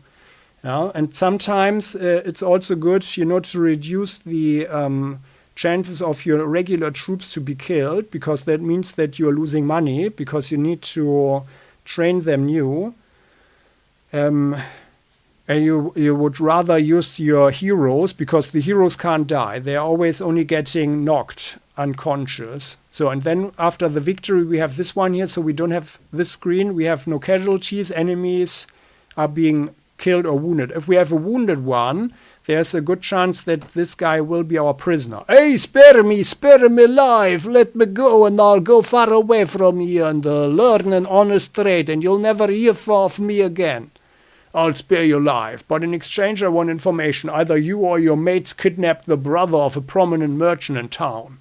Tell me where you are hiding him, and give me your word that you'll stop troubling the people of these parts, and you can go free. Oh, bless you, sir. So we got the info where the bandit lair is now. Bless you, we've done the lad no harm. We've been keeping him in our hideout near Old Bourbon. I'll describe the area nearby in detail, so there's no mistaking it. Okay, and here we have it. Captured enemies. We've got one looter. Capture the guy. By the way, was there the ransom guy in the tavern? I don't think so. Katrin is at 66% health. That's not so good. Oh, and we get loot. Oh, yeah, here. And this is some stuff. 24. Oh, yeah. So we've got some good things. And that's part of the fun. Getting into our inventory screen. So let's see to it. We have a nomad armor that is at 24 body armor. It's better than our leather jacket that has only 20. We are wearing that. Fur hat is 8. We didn't find a fur hat. Our ragged leather boots have 14. This one has only 1. And we still have our leather gloves. Okay. And the rusty butchering knife is quick, but we can't parry with it. So let's rather stick to the staff. Katrin. So they didn't get enough experience to upgrade them into Vagier Footman. Katrin, let's talk. Let's see your equipment. So she's got the leather apron, is 12.7 for leg armor. But her legs are actually not that much, probably at least. Yeah. 21, I feel. On the other hand, no, she's on the horse, so let's rather keep this one here. And the wrapping boots, they're also not better. That's not ideal. So, we didn't get anything that's actually better for her. Although, well, maybe the leather jacket, no, but we have her on the horse, so. Oh, but on the other hand, if you are attacking a bandit lair, then you are always on foot. So it's actually better if she dresses up like a nomad now as well. So let's have that. So, and we are not using the butchering knife because the falchion is better. Would be nice to have a shield though. So, and then like this, then let's go back to town. And then let's go to the marketplace. Armor merchant. And now we can sell. This here, it doesn't give us much, but more importantly, our inventory is free. But we can keep this one here maybe for a second. But we can sell the rusty butchering knife. This has 20 and 21.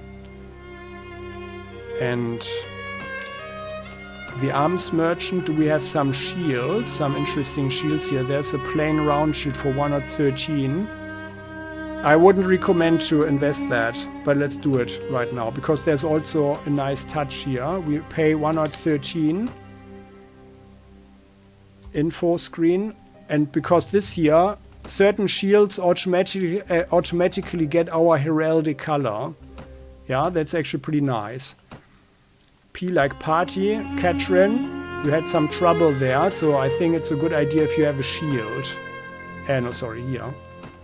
So now she has the falchion. And also, they have the shield on the back if they have not equipped it, which is some additional arrow protection, by the way. Yeah? That's actually a good thing. And a good additional protection, which is one of the reasons why the Rodogs like these board shields here. So this huge board shield, you can imagine this thing is like nearly as big as a person. So if you are turning around and reload your crossbow and someone is shooting at you, then they will only shoot the shield. So that's actually a good thing. Like the Pavis crossbowmen of old.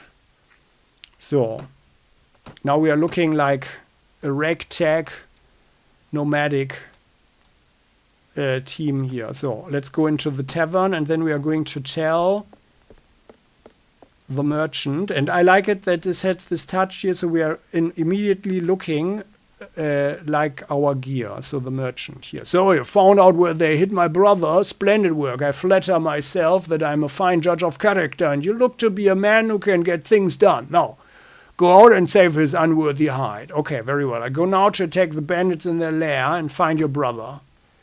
Hitting tab, getting out of here, leaving. So where is it?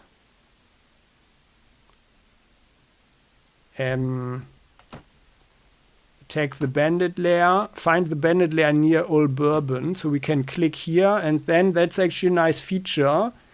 Then we can click here, show on map. It's over there. Oh, it's already, okay, we already know it. Okay then. And then we can just ride over there, clicking there, and then we are Riding.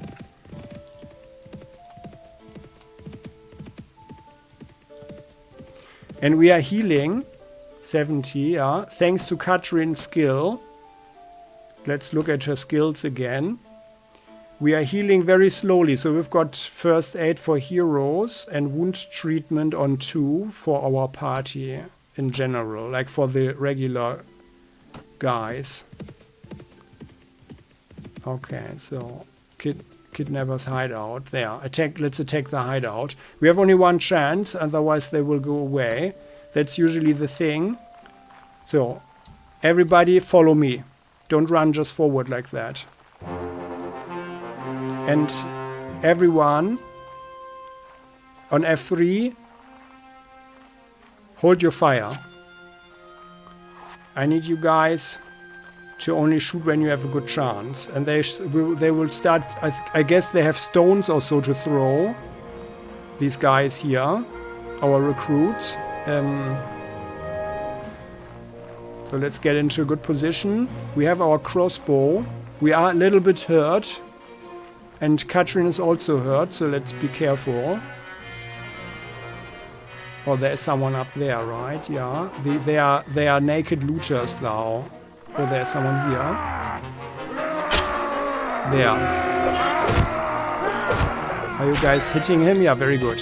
And you mess him up. Good. And let's have the crossbow again. Okay, no one was here. And then we can see, so hitting shift, yeah, this doesn't work so well. So everybody hold position. So let's go a little bit forward. Because if they're following up, then, yeah, they're running into my view. That's usually a problem. But here we can see like this messed up shield is already giving them quite nice protection there. Yeah, these guys here, they're all Vagia recruits.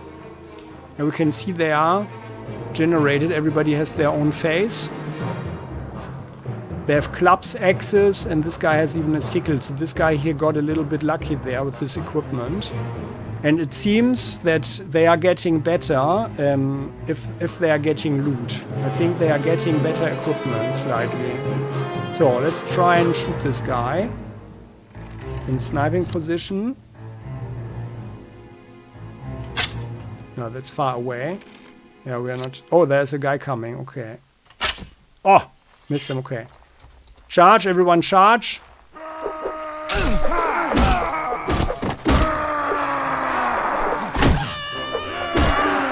Got the guy. Alright, let's charge. Okay then, so. Everyone charge. Oh, there's another one that came out of this cave there. Okay, but you guys had him. Very good. There's one coming down the hill now. And by the way, I have all graphic settings at maximum. There the guy is throwing stones from over there. 2 of the recruits are coming here. Got him in the neck from behind. Very good. And they mess him up over there. Very good. Oh yeah, and once our guys are starting to howl.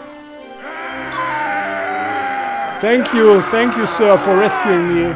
Yeah, you're there. That's the merchant's brother. Did my brother in Raverdeen put you into their track? Yes, I told him that I would find you. I advise you to return to your family as quickly as you can and be careful on the road. So, with their retreat cut off, the looters fall one by one to our determined attack. Their hideout and their ill-gotten gains are now ours. We have got some more falchions here. So don't be mistaken, I mean the price here, the sell price. Oh yeah, here we've got some. They are not as good as our boots, but Katrin will be happy. Hatchets, tattered nomad armor, ruin cap and some stones, okay. So now we are here. Let's go into our inventory screen. So it might be a good idea to have a falchion. Oh, what? Oh, we are not strong enough. Okay, you need 8 strength to use that. Okay, and the hatchet. Yeah, let's have a hatchet then. So we have 14 leg armor on our ragged leather. So we don't need anything from here that we found. We have regular nomad armor. But Catherine will be happy to get some better stuff. Catherine, let's talk. Equipment. So she's got the tattered nomad armor at 21. We didn't find anything better. However, we did find better boots for her there. And now she's looking like a proper nomad over there. And yeah, she could also have a hatchet if she needs to fight against someone with the shield. And then let's give her some stones to throw. So, like that, right? They do 11 damage, by the way, on a good hit. So that's not insignificant, as we can see easily, because we only have 41. Yeah? Isn't to be underestimated. So then, and now that we are here, we want to be efficient. We are looking into this town here, Aya. Buy supplies from the peasants.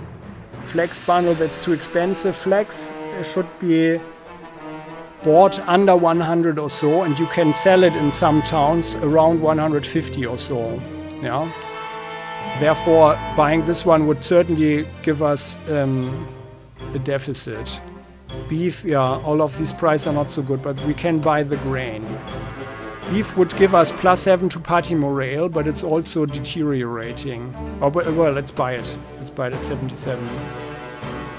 And we're not selling anything here because in the village, I mean here with 1 point, with 1 dinar for 1 item, that's the minimum price. So we could, oh, by the way, we could sell that. Let's return, but it doesn't matter. By the way, I forgot something.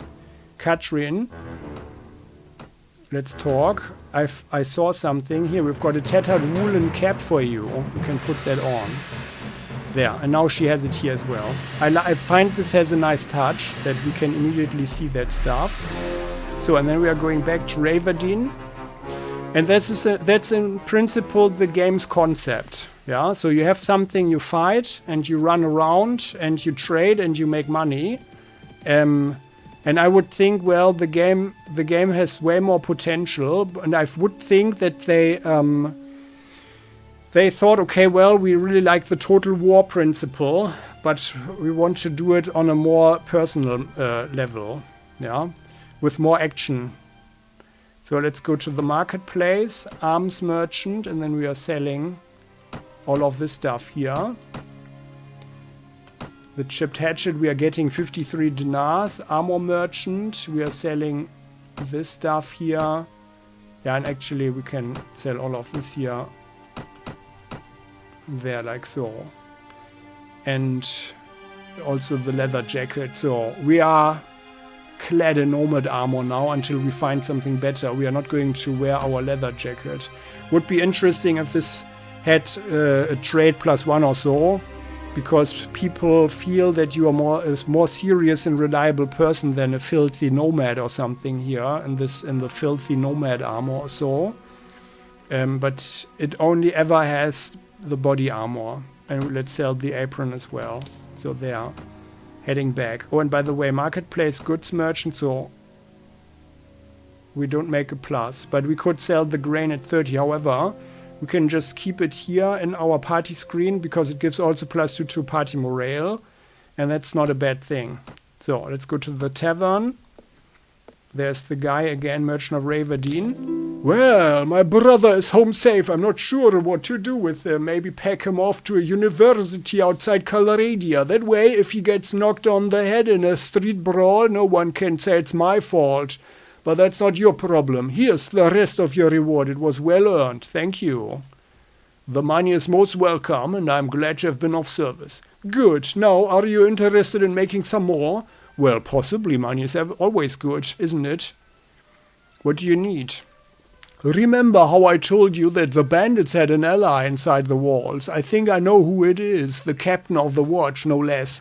Some months ago, this captain, seeing the amount of profit we merchants were making from trade across the frontiers, decided to borrow some money to sponsor a caravan. Unfortunately, like many who are new to commerce, he failed to realize that great profit only comes with great risk.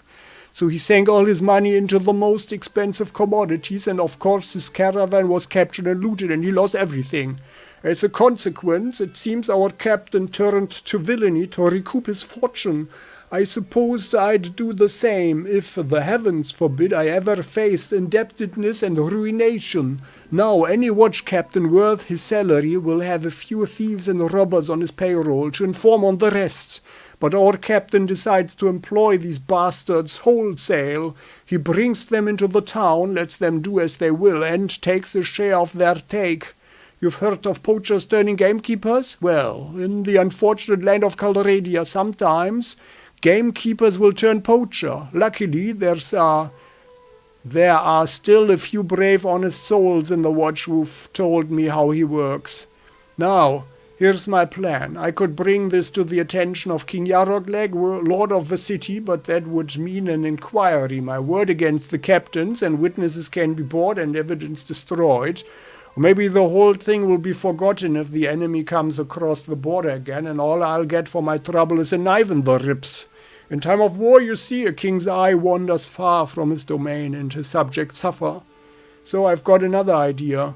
I've got a small group of townsfolk together, some men in my employ and some others who've lost relatives to these bandits. I will storm the captain's home and bring him in chains before King Yarogleg, hopefully with a few captured bandits to explain how things stack up. All I need now is someone to lead my little army into battle, and I can't think of anyone better than you. So, what do you say? How do I know that you are telling me the truth? Oh, well, I suppose it's possible that I found a dozen bandits who were willing to give their lives to give a passing stranger a full impression of life in old Raverdeen. Well, I guess you can't really know if my word is good, but I reckon you've learned by now that my money is good, and there's another 100 dinars, or maybe a bit more, that's waiting for you if you'll do me this last little favor. So, what do you say? Well, we're not turning away from 100 dinars, right? Let's do it. Splendid. It's been a long time since I staked so much on a single throw of the dice, and frankly, I find it exhilarating. My men are ready to move on your word. Are you ready? Yeah, let's do it. Let's give them a sign. Good, let's start. We leave the tavern and go out to the streets. Nervous-looking young men are waiting in every street corner. We can see they have daggers and clubs concealed under their clothes and catch a mixture of fear, anticipation, and pride in the quick looks they throw at us as we pass by. Praying that our enemies have not been alarmed by this all too obvious bunch of plotters, we check our weapons for one last time and prepare ourselves for the action ahead. Oh, there we are. Okay, so, and these guys, they are all our... It's time, lads, up and at them! So, and by the way, these are the hostiles. Okay, so let's attack. And the more we hit... Oh, this guy has a shield there, a Nordic shield. Oh, he messed us up. So let's... Oh god, we have some casualties here.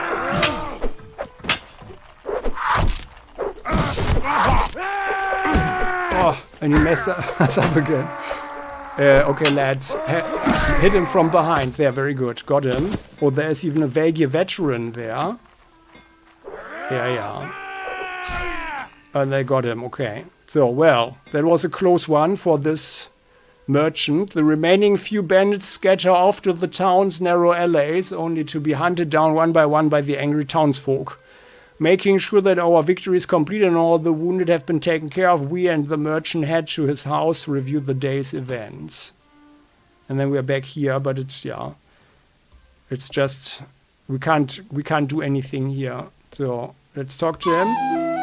Ah, the sound, when we got 100 dinars. Well, the enemy is on flight and it looks like you're still on your feet. At the end of the day, that's all that's important in a battle. Unfortunately, about 9 of my lads got themselves wounded. I should go look on to them. What? Look on them? Well, I was about to strike one down, but I slipped in some blood, you see. Yeah, well, the heavens alone grant us victory. I'm glad to see that you're alive too. It doesn't, by the way, what we say, it doesn't matter at all. But yeah. Yes. Now, a couple of my boys have the watch captain pinned down in a back room with the knife at his throat. I'll need to go drag him before King Yarogleg and explain what this breach of the peace is all about. You don't need to be part of that, though. I'll tell you what. If all goes well, I'll meet you in the tavern again shortly and let you know how it all came out.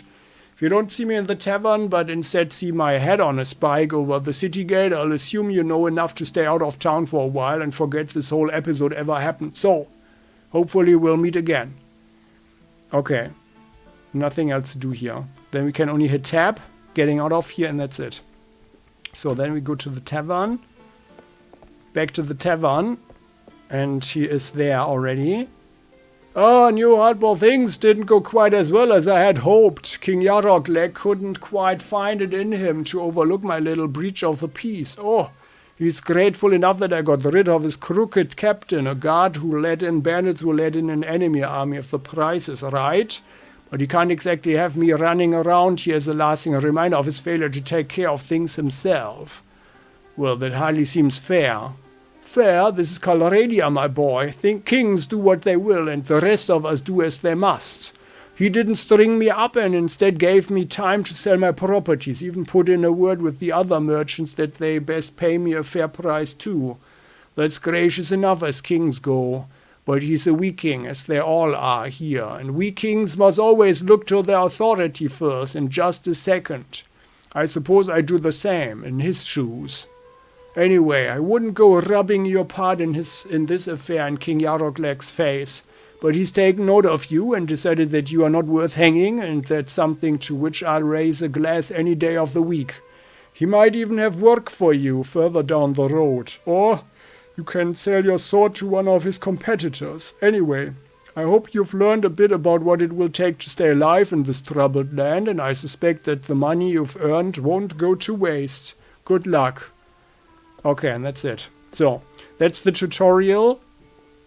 Let's go to the marketplace. So now the only thing that we can really do would be to trade, and then we need to run around. So we don't have anything here that we should afford. We could buy some stuff, but actually it's not really necessary. But yeah. So that's the game concept, so to speak. It gives you the impression that something story-wise is going on, but as I said before, the game doesn't have a story or anything, but now we have learned that the kings are weak, not strong enough to take over this land here and unify it, so that some person might come here, maybe us, who would do this and bring peace to the land in the end, right? So this would be the interesting thing. Oh, by the way, we don't have a banner. Ah, interesting. That's because we are the merchant. Usually you have the banner flying. We will look at that in just a moment. Yeah, so, and here we've seen it. Ah, yeah, and here, fortunately, we have someone to upgrade. So we can see that he has some stuff now. And it is a fairly simple system. We only have to pay 10 dinars to upgrade one of them, and then we've got the Wege Footman. That's the next tier, so to speak. Here we can see the recruits only get a weekly wage of 1 dinar, while the footman with better gear that we paid for gets 4 dinars. And then we can move them up here in the roster. So, and you remember what I just said about the tactics. If we have a lot of people but cannot deploy them all, then they will be deployed from up to down here in this list. So, and otherwise this game is a huge sandbox, so we can try and make money. And my personal tip is to indeed get to it, that this weekly budget here becomes a long list. And let's look at that in just a moment. The game doesn't load, so we have to quit without saving, loading the game, and then let's look at Hardball. Okay, yeah, so that's my last saving game with the female character. And here I made the point, weekly budget, we are not aligned yet with anybody, but now I've got dye works and so on, and this here is part of the tips section.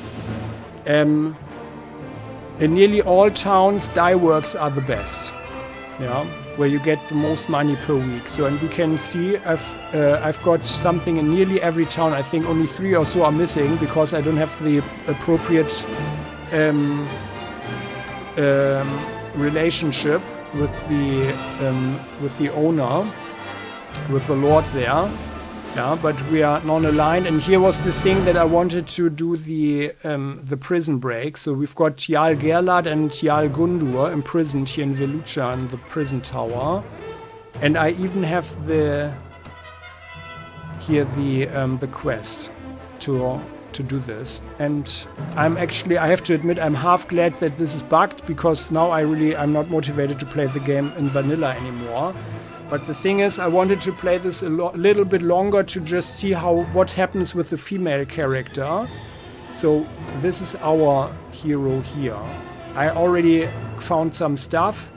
And the next tip section is this. So if you want to trade, I usually start in Praven, get beer, sell some of it in Suno, go around to Tyr, where you get salt, can sell more of the beer, or the ale rather. And get also fish. Let's look here into this fish, smoked fish, which by the way doesn't rot. So we've got fresh pork. Sausages also don't rot. Dried meat, neither. Let's look here. Marketplace, goods section. Do we have it? Yeah, here. So chicken. That's the other one. Chicken, fresh meat, and the pork. Yeah, these are the 3 items that can rot after 3 days. Yeah, first it's a 1 day old, then 2 day old. 2 day old is already reduced in price if you want to sell it. Then it's smelling, which is already reducing the price even further, and then it's rotten, and then it's worthless. So, my recommendation is, or that's at least how I did it. And by the way, this is actually north. This is north, like this. So to go clockwise around, starting in Praven, but and on the other hand, like you can start anywhere in principle. But I found that it works pretty well, because the Nords like to buy the beer. Yeah. Selling that in Sargoth, Tyr and Werchek, so just going on via here, filling up the inventory with stuff, going to River Check, selling stuff here. There they also have fish. And also this here is an area where you can train your army and get good loot, because they are also rather dangerous sea raiders, so you need to be up for that. Yeah, so if you want to fight a little bit and you are not a good fighter yet and don't have a good army, then you should stick to some bandits. There are forest bandits here in the area around Suno with these forests here, or actually all over the place they are running. Mountain bandits in the Rodog area. There are steppe and desert bandits here in the desert. Steppe bandits here. They are on very quick horses, so actually there's no hope to actually catch them. And here we've got tundra bandits. And they are actually what's making things a bit more dynamic. So the bandits you can actually usually defeat with a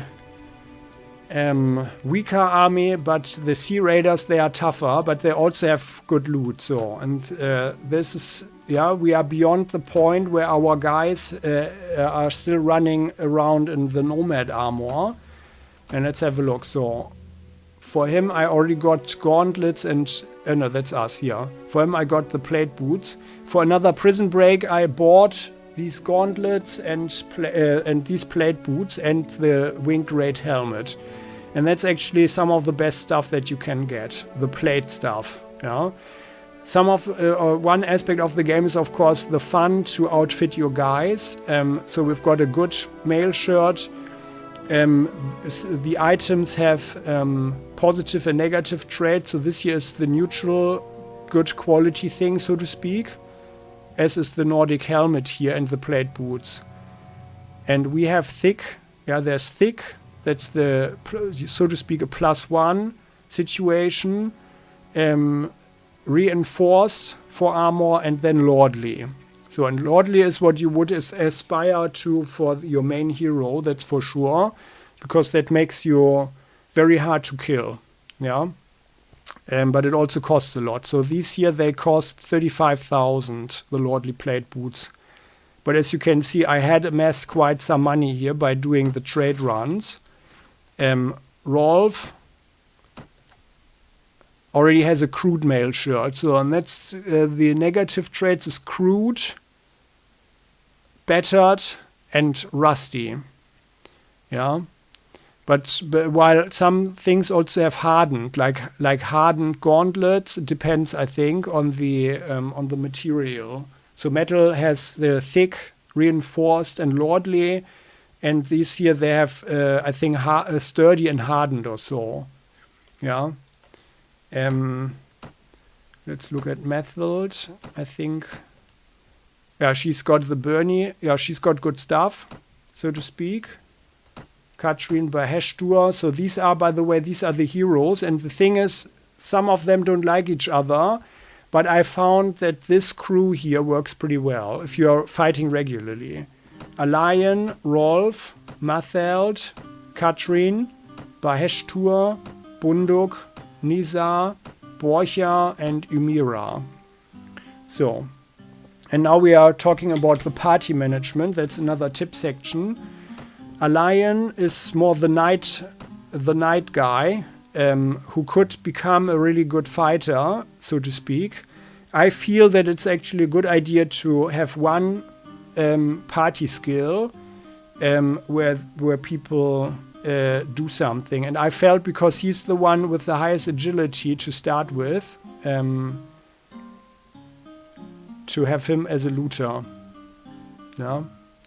That would be my recommendation, because none of the characters actually have any looting skills, as far as I know, and from what I've seen. So that would make sense. Otherwise, I like them, here this guy, to have a shield, a lance, and a one-handed weapon, and then one throwing weapon. Yeah, with Yaritz or so. Rolf with the same loadout, because they are, so to speak, our tanks, our real knights. Yeah, but I wanted him to have some more stuff here for throwing, and he's pushing the lance right now. Looking at his skills, he's getting the pole arm. In the long term, I like them to have the bastard sword. Here, this one, and that's possibly the best one for this build, so to speak, the balance heavy bastard sword. It's, in my opinion, it's even better than the masterwork, the masterwork bastard sword. The masterwork, like this masterwork light crossbow here, masterwork is the best you can get. Much more expensive. And I like the light crossbow because that's the heaviest crossbow. Yeah, so there are two crossbows that you can use on horseback while riding around. That's the hunting crossbow that we saw with the merchant guy, and the light crossbow.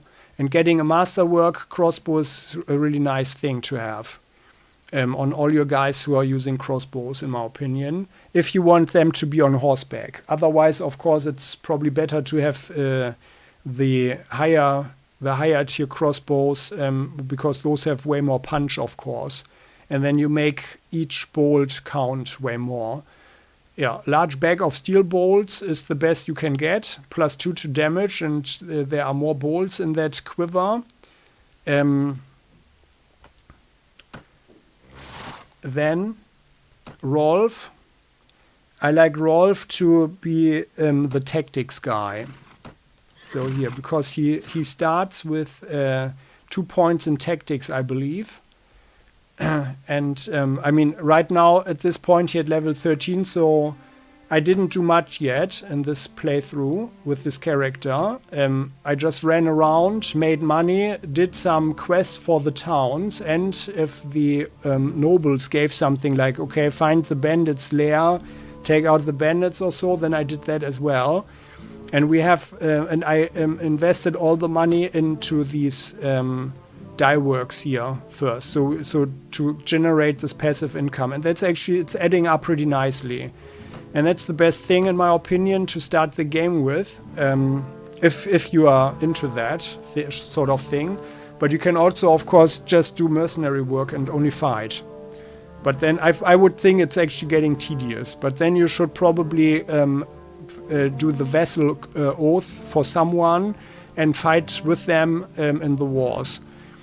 Because there's also a significant disadvantage with having these real estate assets here, which we will look at in just a moment, because they are with a faction that your faction is at war with. They are getting sequestered, so they are not paying you money while the war is going on, which can actually put a huge strain on your finances if your faction is at war with several others. Yeah, that's actually a huge problem. We are going to look at that in just a moment. So, let's go back to the party. Then Mathild is also a fighter, and these three, the first three, they are also noble characters. Yeah. They are complaining about some stuff. So, and Mathild, I personally like to be just a power thrower. Yeah. She doesn't really have anything here. She could be, of course, a good vassal character that you could build up in time. Give her more leadership so she can have a higher unit count and give her some stuff here. But as I said before, and from what I've read about the game, it's actually not necessary because you have so many other NPC characters. And it's pretty nice to have these guys here as a crew. Yeah.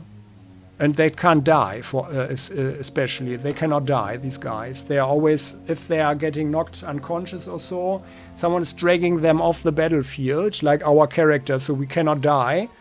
But we can be put in prison, for example. Baheshtur is the next guy.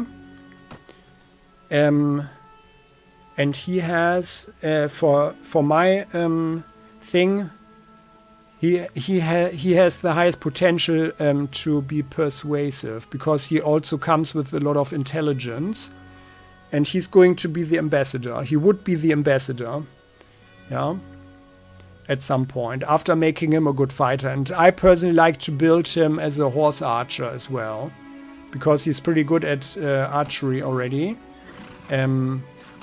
So, and to look at his equipment, so he's got this battered mail shirt, a crude Nordic helmet, and already regular leather boots. I gave him a strong nomad bow that I found, fortunately, and a large bag of botkin arrows, plus 3 damage. That's the best you can find for bows. Then, Bunduk. That's a Rhodokian guy, probably more specialized to not use his horse, and very often he's actually getting to the ground. He's not riding his horse for some reason. I guess his fighting style is not like that, but he would be the trainer. He starts with more training here, and in time this would be a good thing to have on him. But by the way, this is also... the trainer is a thing that adds up. So everyone on level 2 would give the troops 10 points. Yeah? But it makes sense with Bunduk because he has a higher level than the other heroes as well. But I wanted to give them all firstly a few skills here for fighting, so they are a good factor in the fighting.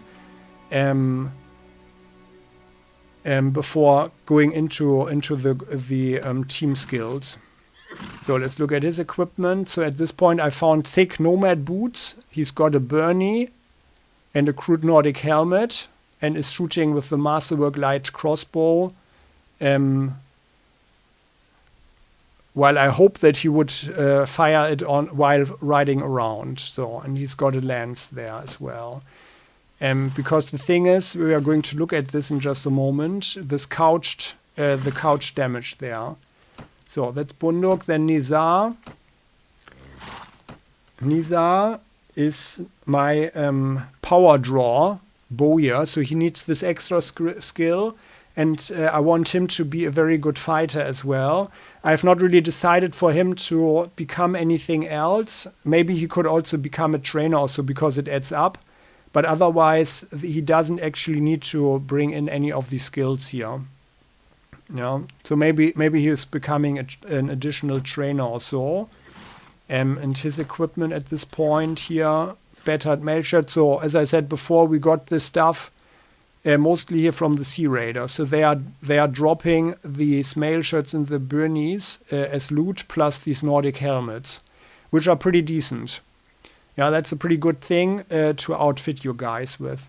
And from some bandits, I got this maul. You can see it in other videos. And I bought this heavy iron mace, which on paper should be better. But I felt, for some reason, that the maul seems to have more punch. I'm not sure. Maybe the numbers don't add up or something. But in principle, the heavy iron mace should actually work better. Yeah, but this one, it feels way more unbalanced and hefty. But also, a knock on the head hit everybody over and to the ground, I think. Yeah. So to me, it feels that this iron mace actually does less damage there. So that was Nisa. Then Borja, he's our horse thief. Yeah, but we have made him a good person here. And I like him to be the scout. So he's got 3 team skills: pathfinding, spotting, and tracking. Yeah, so we know what's going on, and that's why he's actually specializing in intelligence, and he's more a secondary fighter. But I felt that it's actually better to have more dedicated fighters with only 1 skill, and then some characters that are a little bit more on the utility side. So, but he's actually responsible for our team to be very quick on the road. Yeah, and like to get this bonus higher up as quickly as possible. And his equipment at this point is also a crude burnie, a crude Nordic helmet, and sturdy nomad boots. Oh, and by the way, I also like him to have, here we only have the regular light crossbow. You can buy that one for 100 dinars or so. This one needs 8 strength points now. So for him to fire from horseback, yeah, and also fight with the spear. I like the spears because they can be used to stop a cavalry charge. So, and that's the best I found at this point. And then the second last is Umira. I like her as a character a lot, and she's the healer. So she's got a rusty mail shirt, crude Nordic, helmet, ragged leather boots at this point. I like the style better, and I like the idea that our mercenary company at this point, yeah, has some more style. Yeah, not so we are beyond the nomad stage, although some of our guys are wearing the better nomad boots. She also has the light crossbow to fire at people. She came with a good riding skill of 3, so she got a hunter horse. But she also has the spear, which is versatile from horseback. And then she can use the couched damage as well. Then let's look at her skills. She's the dedicated healer with wound treatment, surgery, and first aid. Yeah, so that the team is getting up and running as quickly as possible after an engagement, which is also why we are boosting her intelligence. I like that the sweet spot, yeah, for agility and strength is actually 12 points. So we can have 4 points here, and especially Weapon Master with agility, but also 12 points. With 12 points, you can use the heaviest armor. So let's look at our character. At our inventory. No, here the plate boots need 9 and the great helmet 10. And I think here at Velucha, I think I saw something in the marketplace, armor. Ah, yeah, here. Oh no, the plate armor also has only strength 9. Then in principle, you would only need strength 9 for to have the toughest, best armor. But it's of course a heavier one. Yeah, so but this would be the best armor. And you want to have it in lordly quality. So, and that's our team. And Artemina is there. And she has, yeah, rugged, rusty and crude, ragged leather boots, yeah. And also the spear in case she's on the ground and doesn't get run over. And then we've got Artimena here. He is the engineer. And he's the architect and siege engineer here for the team. And he's also, he comes as a rather decent fighter already with power strike. Yeah. But in principle, I think you can build him as a good fighter with only this one skill here. But he would also probably be a secondary scout or something with tactics. Yeah, so he has one tracking point and one spotting, I think. I don't think I did this. So he could be a versatile guy as well. Yeah. So and then there are a number of other characters I found pretty cool, but let's look at the tavern. Was someone here? Klethi, so she's more a psychopathic woman. Are they here? No, okay, who's this guy? Oh yeah, that's Firentis, okay.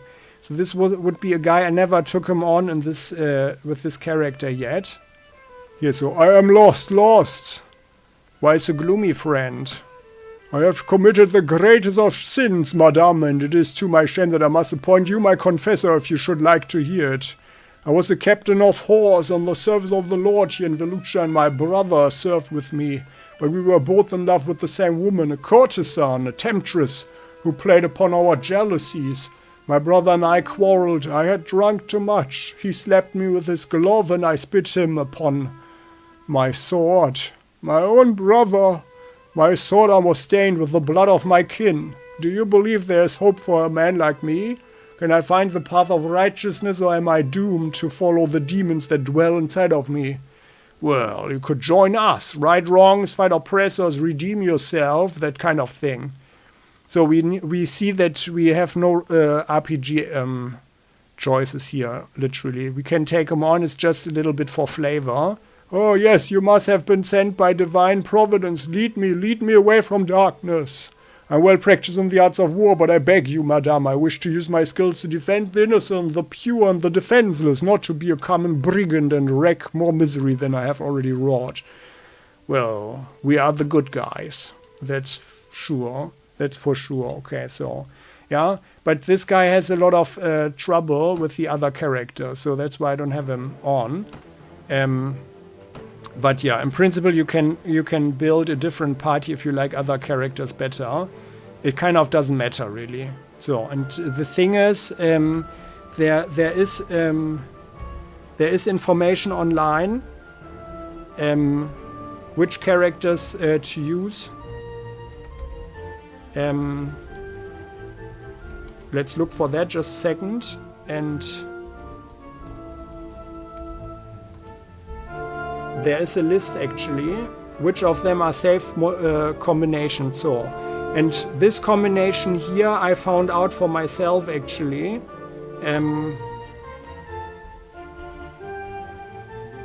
Let me just check it, just a second.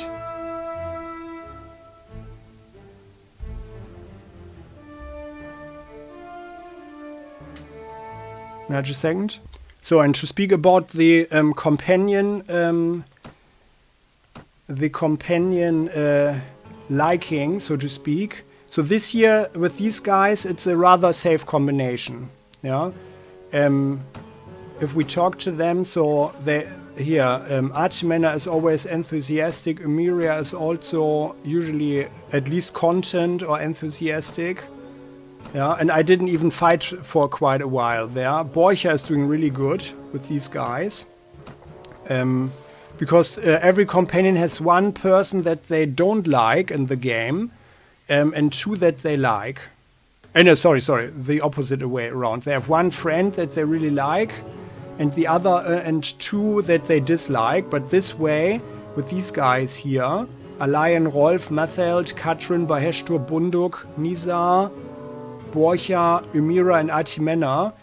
Then we only have one person that they dislike, and then they've got their friend, so to speak, the person they like, so that evens out the thing. It's not the super stable thing, but this is like the maximum of characters that you can have, and I like them as characters. I mean, this Firentis guy would also be interesting, I find, like from the light role-playing aspect, that he committed a sin and he wants to redeem himself. Yeah, and you can build him, but in the end, he has conflicts with the others, and you only want to have two people. You don't want to have two people that someone dislikes. Yeah, and otherwise there are other characters. One is called Lesalit, so that's also a trainer, but he's a bit cruel. He's on the cruel side. And then there is Klethi, that's a red-haired psycho woman. So she's kind of fun because, like they have some fighting scenes here where they are just complaining about the people doing something that they dislike. And with Klethi, it's kind of funny. Yeah, and but otherwise we've seen all of them. Yeah, and Deshavi, that's a black girl who hates men and wants them all, literally all dead. If they look the wrong way, even remotely in the direction of a woman or so. And she's a possible scout character. Klethi as well. But with Bunduk, with Borcha here, with this guy, you don't really need them. Yeah, because you only need one scout. I mean, you could have, like, in case someone is actually hurt and injured, you could think that you have a secondary person covering the skill. And this would probably be the smartest thing, to have someone with pathfinding and spotting as a secondary guy. But I feel that it's actually not really necessary. Yeah? To repeat this one again, so utterly safe and stable combinations are actually Artimena, Borcha, as a group of 5, yeah, Artimena, Borcha, Matheld, this Lesalit guy, and Rolf. So, Lesalit is this cruel trainer. Yeah, and then you can combine those either with Alayan, Baheshtur, and Firentis, or with Katrin, Marnet, and Nizar. Yeah, but they don't go together with people like Klethi, for example. But I feel that this combination here is actually rather stable without the lesser lead guy. Alternatively, as a group of 5 that can be combined with the 3 others, would be Bunduk, Deshavi, Klethi, Jeremos, and Ymira, and Alayan, Baheshtur, and Firentis, or Katrin, Marnet, and Nizar. No? But I felt that this was actually a rather stable thing here. And yeah, I liked it. But also it's kind of, the game, it's kind of the fun that you're finding that out, And even if someone is leaving your group, they will be found in the tavern at some point, and you can still throw out those that you don't like,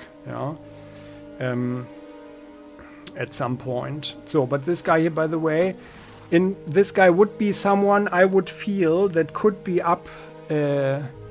leveled up to be a knight, but also a leader to be a vessel later on, But on the other hand, it's probably not worth it to have the guy along, leveling him up for so long, while he's causing trouble in the team, I mean, I would think that you could do it specifically to pick him up somewhere if it's not too far away from the area here around Rivercheck with the Sea Raiders, where the thick fighting is happening, and then doing a number of battles with him, equipping him, and then throwing him out of the party again, and then doing the same thing over and over at some point before your party morale is dropping too much.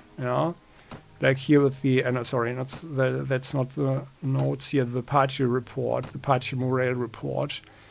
So, because the thing is, if we talk, for example, with Alayan talking, I'd like to ask you something. How do you feel about the way things are going in this company? And he says, I'm concerned about your choice of companions. And he's usually happy now that Firantis is here. Rolf, talk. What do you think? How things are going? I'm concerned about your choice. Yeah, well, these guys, thanks to the fighting and everything, they are usually the most content. Matheld, what are you saying? He's not at all happy about our choice of companions. Okay, so... yeah. So they are actually... they would be okay with Firentis, huh? Well, let's do the following.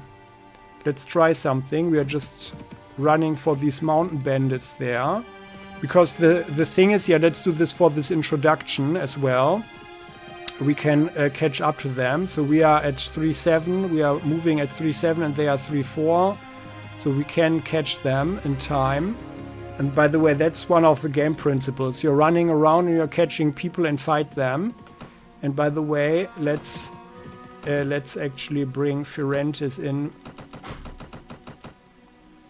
So, we are going to talk about the troops as well in just a moment, yeah. But I already said that, so these guys here, they become the knights. Yeah, that's a good thing. And here, inventory, so I think I had something. Ah, yeah, here. So I like the fur-covered shield, so because they are so big. Let's give him something here. Firentis. Let's see your equipment. Oh yeah, and he can actually have a horse. So he's got level 2. He can have a stubborn saddle horse. One important tip is to have 6 horses, because they are up to 6, are increasing your movement speed. So they are carrying your stuff. The 7th horse isn't, so that's considered baggage probably. Yeah, you can have that. He's got a sword. We have a balanced Nordic sword. That's better. And he doesn't throw, right? No, he doesn't. Okay. And he has... let's give him the battle axe. Let's see what he actually prefers. We don't have any armor for him, but the tabard and the shield should be good, right? Should be enough. So let's see. Done. Okay, this takes a while. And that's actually what you're looking at in the game a lot. Running after people. And that's actually a strong argument to have only knights. And possibly sword sisters.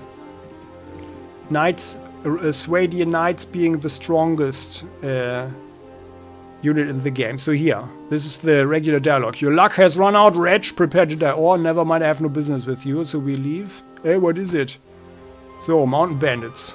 Let's charge them. So, and that's what we usually do. Charging, because it's not going to be a dangerous fight. Firentis is there, we can see him on the black horse. And this is our cavalry here. And we can see that the guys... oh yeah, here I'm... oh crap, I don't have... oh, I could have introduced you to the couch. So, there. Hitting the guy. Very good. Okay, we have a mild lag there. And then it's the whole thing is becoming a brawl. Hitting and stabbing people. Oh yeah, there is so. Wow, and that's a pile of bodies around us. Yeah, and then we can just look at our guys. We have the option to have these banners on friendly troops. We could switch this one off, and then it's even more problematic to see. But then it would be a strong argument to use actually shields that can use our banner, like this one here. So for the female, I use the black eagle, the double-headed eagle there. So these are sword sisters. Firentis has survived. He chose the axe, interestingly, okay. So let's get out of this one. So, and then after the fight, we have 5 bandits. And we got some loot here. Tattered, ragged outfit. Yep, this would be the nice upgrade for Firentis. Oh, and a maul for him, okay. Flanged mace. A wooden shield, that's probably better than the... and the rest we can just leave. Usually want to pick up everything. Oh yeah, there, and something happens. Here, Nizar seems to have a problem. Hello, Captain. Firentis is a temperamental one, isn't he? During that last battle, I was merely having a friendly chat with our foes about their mothers as we exchanged sword blows, and it caused him to throw a fit. When all the dust settled, Firentis turned on me and told me not to tempt the wrath of the heavens with my hubris. I responded that at least I hadn't killed my own brother, which I think bothers the heavens a lot more than battlefield small talk. Firentis turns red like a baboon's ass and would have struck me had I not artfully dodged out of his way. Tell him to lighten up, will you? So here we've got the first problem. And now you have two options. Either you tell, okay, here, Nizar, calm down, Firentis is a valuable member, but then Nizar will lose morale. Or you tell Firentis that he has our support and Firentis should hold his tongue, which causes Firentis to lose morale. Yeah, and he's going to be miserable very quickly here. So we will say that. And if we say, oh, I don't have time for your petty dispute, do not bother me with this again, then both of them will lose morale. So we should pick a side. And Firentis he's the new guy. So, yeah. And there's a lot of fun stuff, some fun dialogues, but it's more like flavor. But I personally, I like that as an aspect, for sure, although it's kind of... yeah, it got a bit on my nerves there. But on the other hand, I think they really tried to make this whole thing a little bit more realistic for a computer game. And usually there are always people who don't get along with each other, right? So I personally do like this feature. It's yeah, while making things more difficult with the party management,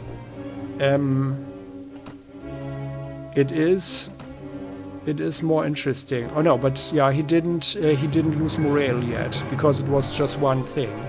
Okay. And Nizar, he's at 81. Yeah. Okay. So, and that's in principle that's the game. And now we will look into the late game. We cannot load, but we need to do it like so. And then here, the thing is, in this game here. That's my first character, so to speak. And we have really good stuff. So I've got the same guys here, the same loadout. But on level 35 already, so this is hardball. I possibly made a few mistakes, but on the other hand, probably not. Like I gave persuasion a lot of attention, but it's probably not necessary here. But what you want is actually, if you want this bonus, then you want the 2 points. So, and yeah, as I explained before. So, and the thing is here we've got the best armor: lordly winged, great helmet, lordly gauntlets, lordly plate armor, and the lordly plate boots. So actually, oh yeah, here the winged great helmet has the strength requirement 10, and that's what I was getting at before. I feel that the sweet spot for strength is probably 12, because then you can also have level 4. Yeah, you want level 10 anyway, so you can have the best armor. And then you can invest 2 more points to get on the 4th level for the power strike and iron flash. Yeah. I feel that's actually worth it. Also, you get 2 more hit points there. And it's very hard to kill this hardball here. Yeah, that's the character. So I won a lot of stuff. Let's have a look at the character report. So we've got renown 1920. Renown drops after a while if you don't fight, and also don't have significant fights. Right to rule, the maximum is 99 points. That means that you are literally, like, everybody will accept you as king, and the honor rating seems to just go up. Yeah, so I really did a lot of stuff, and I made it a habit, by the way, to fight nobles and to let them go after fighting them. So, and yeah, maybe as a last thing, to look at the game in a really tough melee. Let's do it here. Do we need to look at anything here? Oh yeah, by the way, let's have a look at the party at this point. So Alayan is a really nice knight at this point. Yeah, so I built him actually less with this party approach. So I made a better build, I feel, with the female character. but he has level 5 all over here. Weapon Master is on 6 now because he's got agility 18. Yeah, but that's one of the things why I feel I should have given him the looting. So we don't have so much looting here. And you are getting significantly more stuff. I don't know where the +2 is coming from. Yeah, or who has level 5 in looting. I don't know. I think it's a bug, probably. Because our character has the looting 5, but no one else has 4 points in looting. Also, I don't know how that works. Yeah, I don't know how the numbers come like that. I don't know. Must be some bug or so. Then Methild. Let's just click through. So they all have nice horses. And Emira. Yeah, so Alayan. Let's look at his stuff. So he's got the secondary things that, like this reinforced winged great helmet that I had on our main character here before. Reinforced gauntlets and reinforced plate boots. So that's the second highest level, the reinforced. Yeah, you remember me explaining that. It's got a stubborn Serenian warhorse. We've got a spirited charger. That's in principle the best, one of the best horses, probably. No, actually the champion horse is the best one. But spirited is pretty good. So it's also a bit quicker that way. You know, 2 points in speed. And I ran them here with the Great Lance, so they can do the couching. And he's got the tempered heavy bastard sword, and you see that I really like this fur-covered shield because it has such a good its size is so high that it covers the whole body. And it also has a lot of hit points. Doesn't have so much resistance, but this reinforced one is pretty good, I feel. Then Methild is also a pure knight, so to speak. I did not give her anything. Yeah. She's level 23. Like for the overall party, it was probably not that efficient. But she's a better fighter this way, a little bit, of course. So, and she has the coat of plates. She has a thick-winged great helmet, thick gauntlets, and also reinforced mail boots. So this is not even the highest, the best stuff. 35 leg armor in reinforced stage, while regular plate boots also have 35. But they are, of course, a little bit lighter. She also has the balanced great lance throws jarrets. Has a masterwork bastard sword and this reinforced old heater shield here, which I like that this one has the heraldic symbol. Rolf. Oh no, sorry. Let's look firstly at the abilities here. So he's also concentrating on fighting skills. I didn't give him. I'm not sure. I think. I wasted some points here because I didn't have a concept in the beginning, and it was also probably dependent on finding him first and then not finding the other characters in quite a while. So, but as a loadout, I like this thick Huskarl's round shield. That's also giving a very good cover for at least the upper body parts. The legs are still exposed. It's got regular plate boots, reinforced mail mittens, crude coat of plates, thick-winged great helmet there. Also runs this thing with throwing things, having a lance for couched attack, and a balanced heavy bastard sword together with the shield. So his thing is to fight on horseback. By Heshtur, I started to build him up as the ambassador. But the thing is, so we are in this game, we are pretty good with the thieves, but I am not able to rebel against the king because he likes me so much, and he just gives me every thief I demand, which is just adding to the problems, and I'm going to talk about that in just a moment. So he is the horse archer mostly, doesn't have, except for persuasion, doesn't have anything else, so he's a really good shot. And by the way here, so we've got the power draw on 5. He's not a super specialized bowman, and that might be actually a problem. So it might be better for him to really specialize in that rather, to be a sniper. I think that would be better. He's running a warbow. I didn't find anything yet that has power draw 5. The large bag of Kurgan arrows, and he also has the balanced heavy bastard sword. It's actually not super expensive, this thing. It's pretty good in my opinion. But also it takes a while to find it. Yeah. He also has the thick Huskarl's shield, iron grease, battered heraldic armor. I like this one here because it sports the heraldic symbol here on the coat. Reinforced mail mittens. Then Nizar. He's also a dedicated horse archer and a fighter. And I didn't give him anything here. So I just wasted some points here with the spotting. Although it could be that he had that in the beginning. I don't know. I don't remember.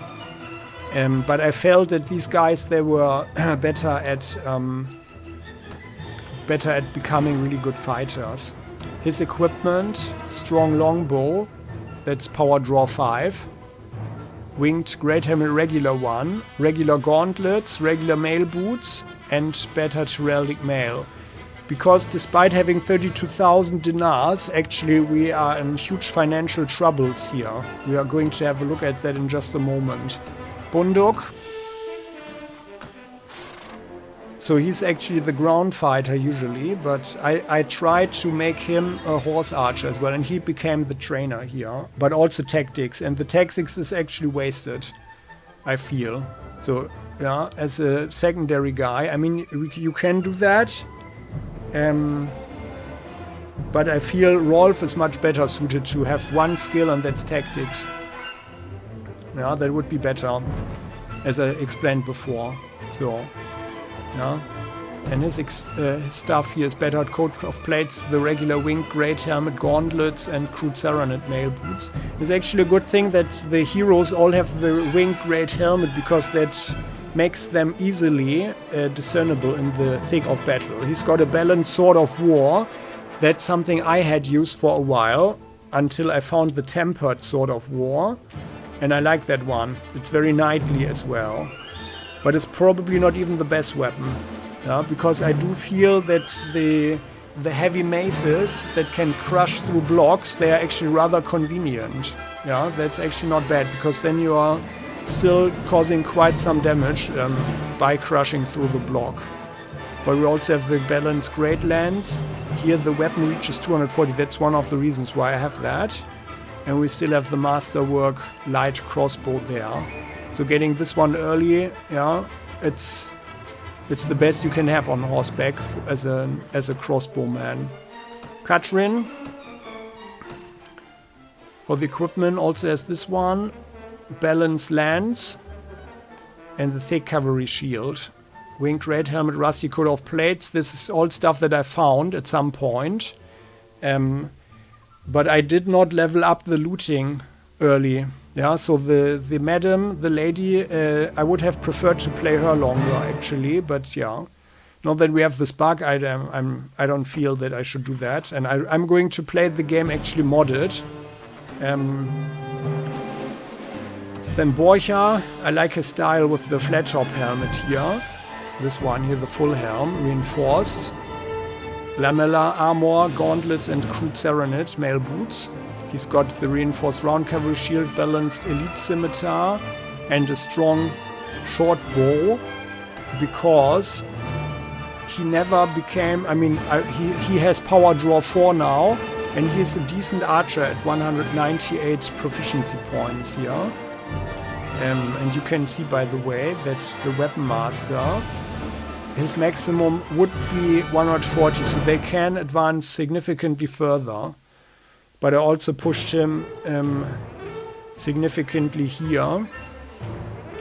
So we have him as a scout, yeah, and reached level 8 here. And that's actually not so bad. But yeah, as I said before, in this first playthrough I did not build the party so strategically, because I didn't know the game yet. It would also be better for him as a scout probably to rather invest less in strength, Although the thing is, like some... Does this one here? No, it's just power draw. Yeah. Some crossbows need strength. So we have the we have siege crossbows here, require strength 10 for sieges. I've got 3 of them and 1 heavy crossbow. Because someone only has strength 9, I think. Is it Ymira? Oh no, here in this game she also uses bows. Borja, yeah. It's actually not necessary. That's why I built the other one without the bow. Here in this first playthrough I felt that as a character it made more sense to make him a bowman. And you know, like something like a Kurgid horse archer or so. But it works much better in my opinion with the crossbows, because there we save the skill points. And he has 3 that we need to push here as a scout. I mean, in principle, you could, of course, have one character with, or 2 characters with 2, then he doesn't need to have both of that. But I felt that for role-playing reasons, that was actually better, and to have better fighters, yeah. And in that sense, it would make sense for him to have less strength, actually, yeah, and keep him maybe even at strength 9 to increase other stuff, and rather... Although, no, sorry, no, that's crap. Because you want... Oh, no, sorry, no. No, it's correct what I'm saying. Because if you want him to be a horse archer with crossbows, you don't need the strength beyond... What is it actually again? Beyond 12. Oh no, okay, sorry. That's exactly 12. So that's why I said it's the sweet spot. So that's actually okay then. Yeah, so 12 points. If you want to do such a thing, then 12 points seems to be a good choice. Yeah. But I feel it's wasted on him to have a bow. Yeah. I felt the bows were better in the beginning. But in this sense, they are not. So then here... Ymira has a crude bassinet with nose guard, the rusty heraldic mail with surcoat, battered ceramic mail, boots, thick mail mittens. So I never bought anything for the other characters. I always only used stuff that I found on them, which I kind of found cooler, but it also saved a lot of money. And here we've got the reinforced plate cavalry shield for her. That plain cavalry shield that I found. And let's have a look at her beautiful face for a second. There. Oh, isn't she sweet? Isn't she sweet? So, and then, and by the way, she, so she's the medic, yeah? Strength only 9, agility 12, first aid at, the healing skills all at 8. And I was actually increasing it further here. Yeah. But which is also like, what is she actually using here? She has the masterwork hunting bow, because I was always trying to have her shoot a lot rather, and she is only at 175 here, rather shooting more and getting more skill points before doing anything, but she has power draw 3 at this point as well. Yeah. But I wanted to keep her more in the back line, in hopes that she would not be hurt and could then tend to the wounds. And then we've got Artimena. So he's our siege engineer at 8. I gave him the tactics as well, but yeah, as I said before, that's actually also kind of a waste. You could make him a better fighter, in principle. On the other hand, if you have intelligent skills, then you won't have the points for strength and agility. So that means they will never be really good fighters. So that's also a strong argument to have rather 2 or 3 characters that are dedicated skill guys, while the others are concentrating on other things, yeah? Or non-intelligence skills, because it weakens them. So an Artimena runs also the hunting crossbow here, because he doesn't have so much strength. Balanced lance and the balanced bastard sword. Crude Serenade. Mail boots, surcoat over mail. He's got the battered winged great helmet and thick mail mitten. So now for the problem. So as we can see, this here is the report. Weekly budget. As we can see, under sequestration. So whenever we are fighting someone, we are not earning anything from that asset. And if the towns around the city, if the villages around the cities are being pillaged, then they are also not paying anything. So that's a huge problem. And I have significant garrisons in all the towns. So these are all my fiefs here. Yeah. 7 castles and 1, 2, 3, 4, 5 towns. And as we can see, it's not a lot of income here. And the problem is that, and that's actually not even so much, but we have a tax inefficiency of 14,000. It is usually something like 25,000. And as we can see, there's no way to hold up this one here. That's why I'm planning to rather end the game here, because I can't rebel. Yeah, whenever I take a castle, so these guys, it would be good to actually attack them. Although right now we are just riding around with some manhunters, some skirmishers, and some horsemen, and some slave drivers here, just to save money. And yeah, we could actually attack them. Let's do that. So let's have a huge fight at hand. Oh, by the way, then Humira should actually put on her helmet. So, yeah. But I think, like with crossbows, they would have been much stronger there. So let's attack these guys. He's besieging the castle. There. We meet again, Hardball. You may have bested Emir Dillenard, but you cannot defeat us all. What is it? Well, I say there's only one. Zimmermundal, surrender or die. So now, that is what happens usually. If we fight someone, then the relation deteriorates to the guy. But if we catch him and let him free, then we are gaining like 3 points or so. So that's actually a good thing. So let's attack them. And actually, we are following. You guys, get here, get on the hill.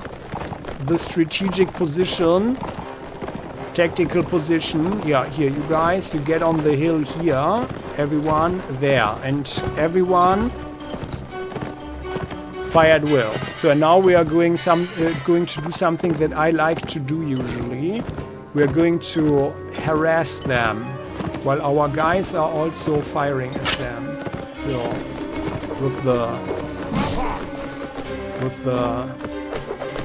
there, got the guy. Oh, very good indeed. That guy. These Serenade horsemen, they are actually better than you would think. Got the guy in the face, very nice. And then going here. We need to reduce them. These guys, they're actually rather tough. Oh, someone hit. But, yeah. Oh, there's infantry here, okay. So. And they have spearmen. Oh yeah, this here is the Emir. So the thing is, to make someone or to catch someone, it's very hard. So there's also a strong RNG element there.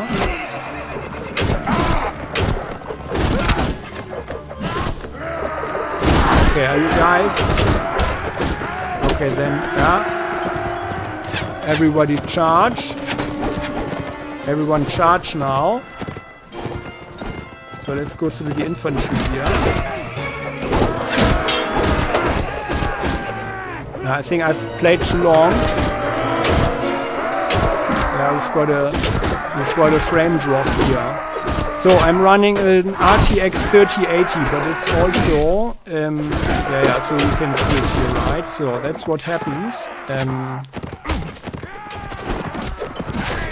There, got that guy.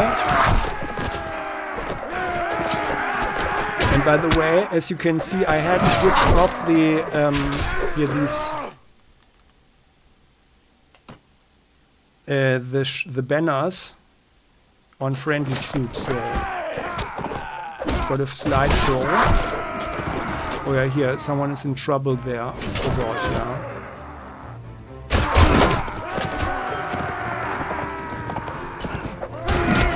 Okay, we've got one slave driver killed. So, but you can see, like, my RTX 3080 should actually not have any trouble. So that's more a software problem. So the game is probably not able to use the computing power.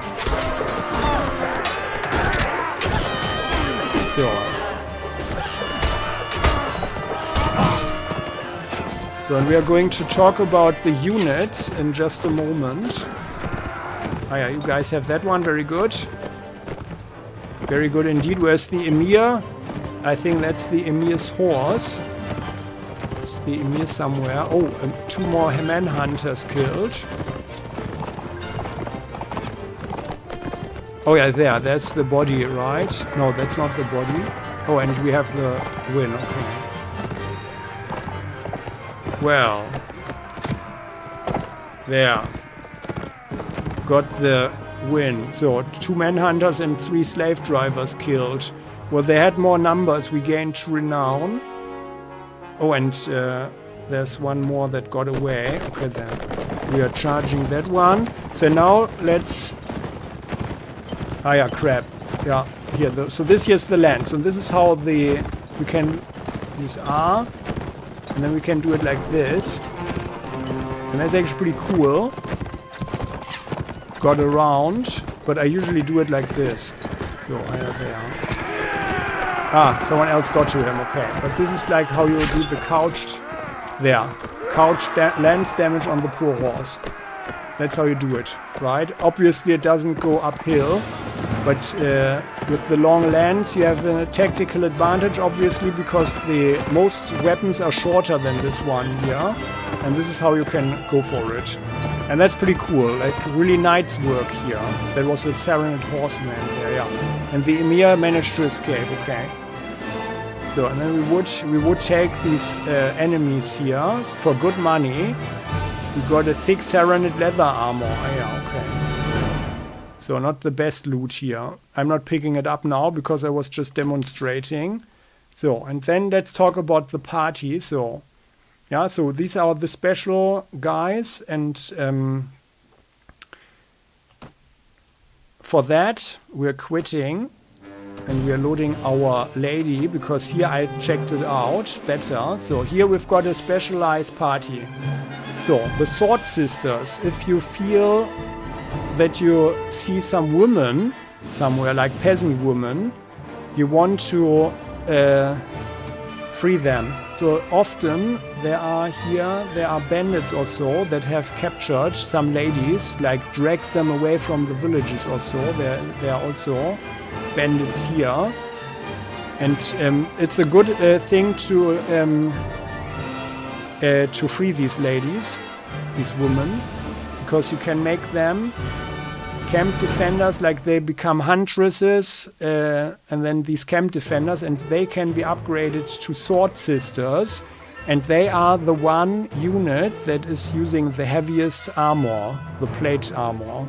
They're also at 32 dinars, actually comparatively cheap. Let's talk to them. Yeah, and they are also pretty proficient. Yeah. They're not as strong and agile as the knights. We are going to look at them in just a moment.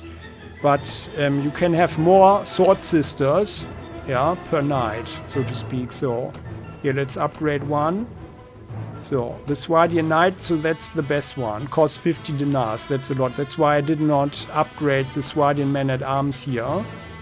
But I wanted to have the knights at the ready. Talking. Tell me something about yourself. So these guys, they don't have such good armor, but they are in principle a little bit better, at least in one-handed, but otherwise and they have more power strike and iron flesh here. But the sword sisters are actually more versatile because they can use crossbows. Yeah, so I like that actually better, sort of. Yeah. Then the thing is, here we've got a Nord Huskar. So that's the best infantry, this guy. For 30 dinar. The toughest fighter. Iron Flesh 7, Power Strike 7, 170 here on the skills. And he's also doing power throws with throwing axes. Yeah, so you would think that they are holding the line together with the spearmen. Yeah, here we've got. I don't have the sergeants. Here the veteran spearmen, but these guys, they are already. The sergeant has a huge shield then. Yeah, they are already rather good. So my idea is to have some spearmen to break cavalry charges.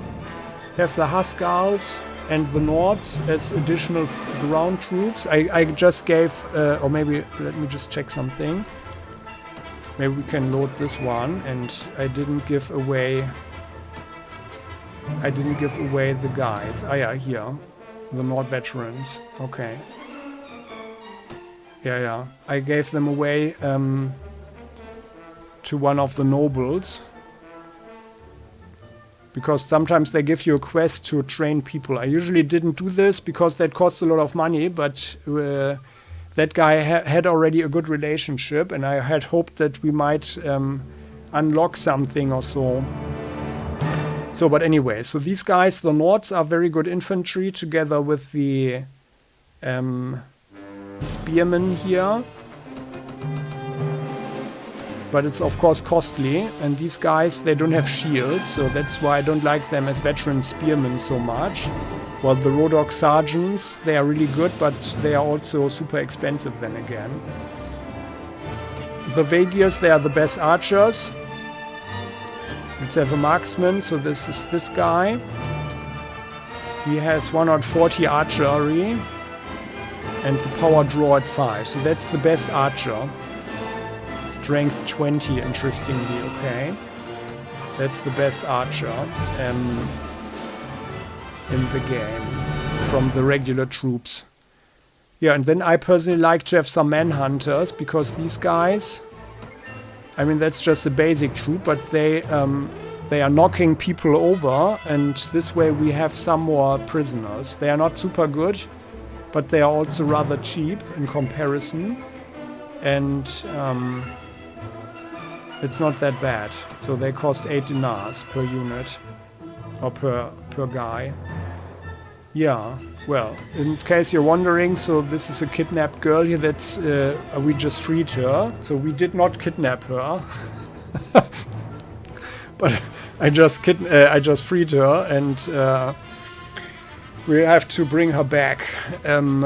So, but that's in my opinion a good loadout. However, it's also a slow army this way. Yeah, so we could have a lot of knights this way and sword sisters. So that would be the mobile version, maybe with Kurgit horse archers to have some more ranged attack and have the high speed. So here, if we are running around here, right now we have speed 5.7. 5.7 here, and by the way, oh yeah, and here we are actually in the area where we have the sea raiders, so, and we can catch up with them.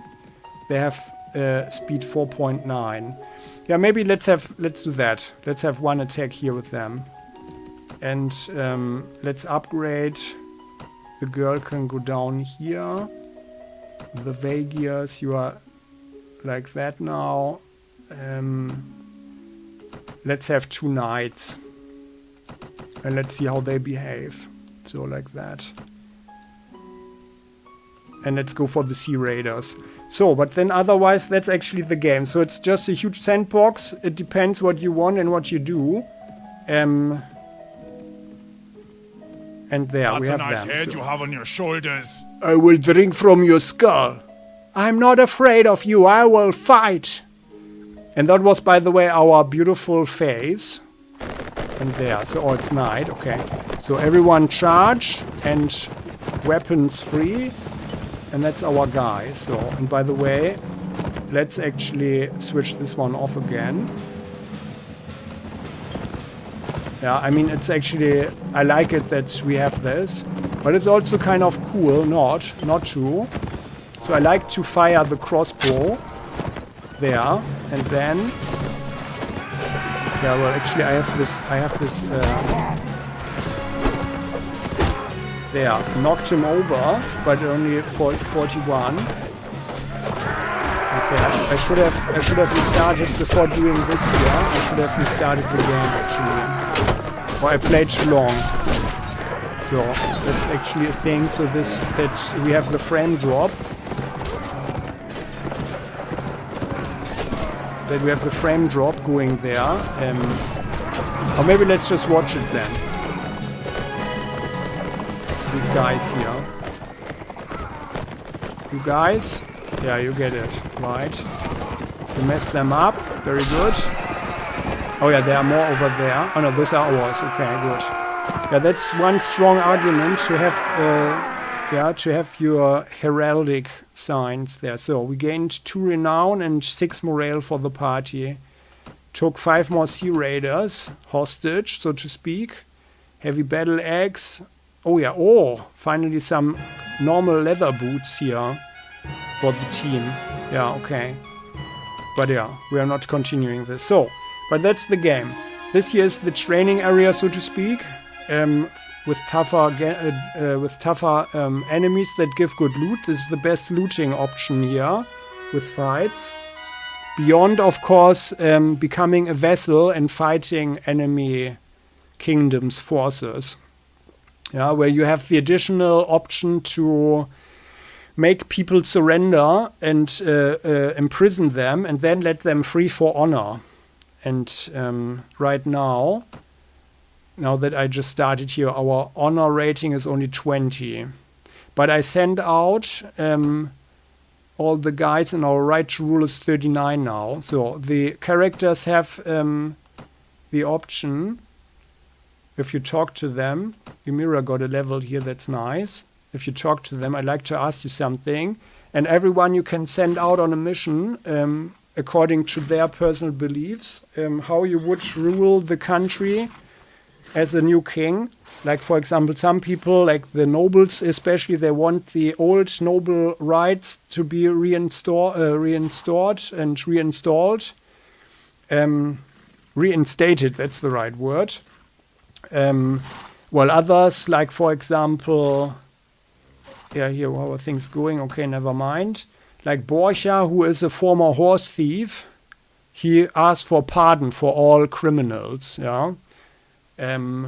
So to speak, that we would be a merciful king, yeah, or a queen in this case, because this is Hardball, and yeah, there we are. Inventory. So let's take off the helmet. Oh, we are full. We have full loot. Let's throw that one away. So that's our facey here. Now no head armor. Not good if you are getting a hit in the head. That's, yeah. That's one of the problems that I have with the Sword Sisters, because some of them don't seem to have armor on their head. Some of them don't wear a helmet, apparently. That makes them a problem. But they are rather capable.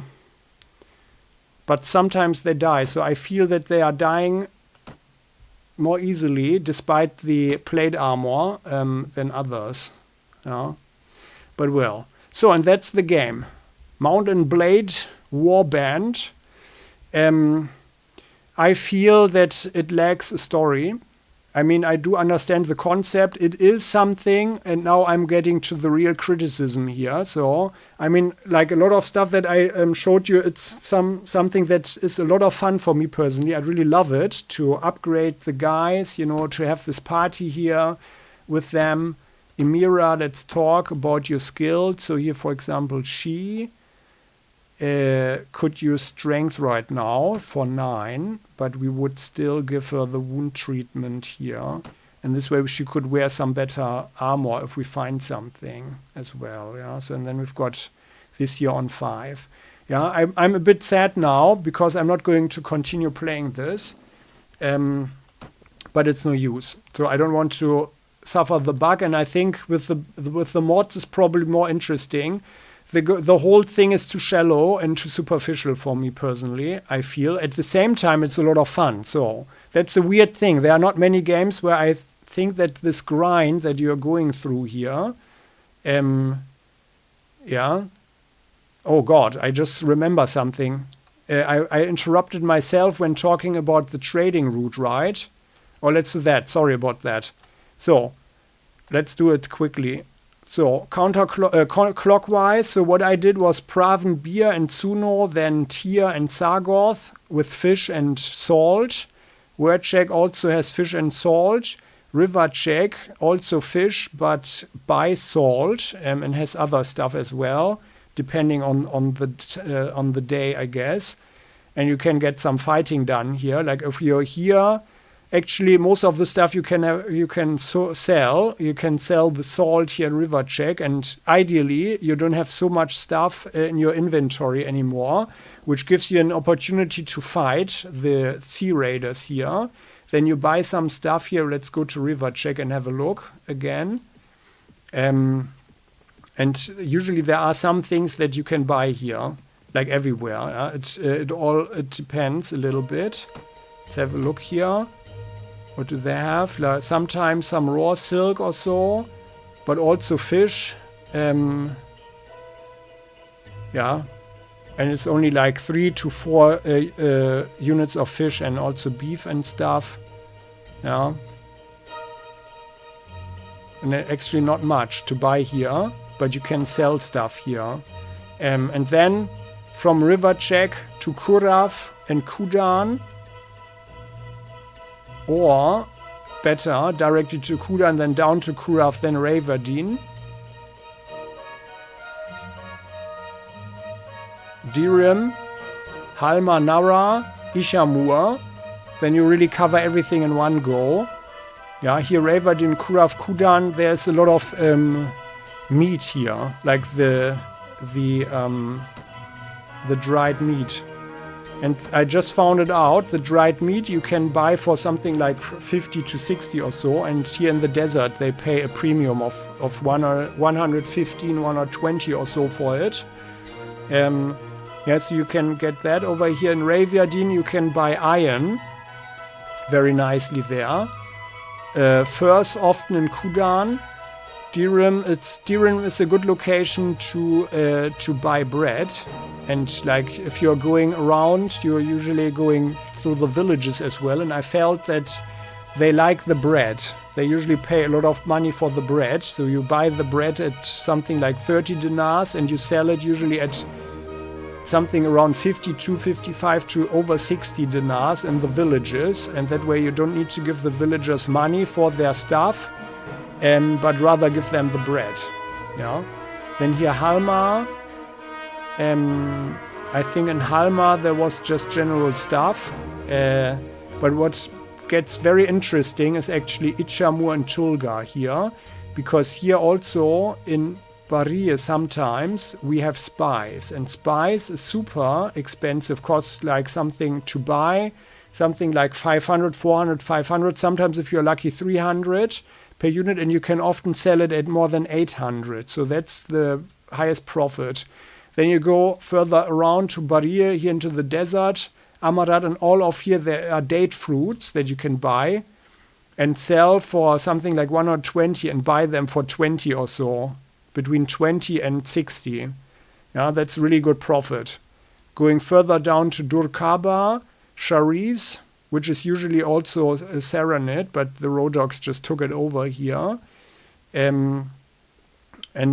All over here, and they are also producing salt over there. And then in Shariz, and for the first time here, you can sell salt again. And then going through the Rodog area, Yelkala, Velucha, and then Yalen. in Velucha you can get wine very nicely, and otherwise foodstuffs in the Rodok area. So very cheap fruits and pork, yeah, in general, like all foodstuffs in principle. And also fish in Jelkala and Yalen on the coast. And then you're coming back here in Praven. And ideally, or you go from Jelkala, Velucha, then Uxal, and then back here to Yalen, and then back to Praven, Suno, and then repeat the whole thing. Yeah, so that's the thing.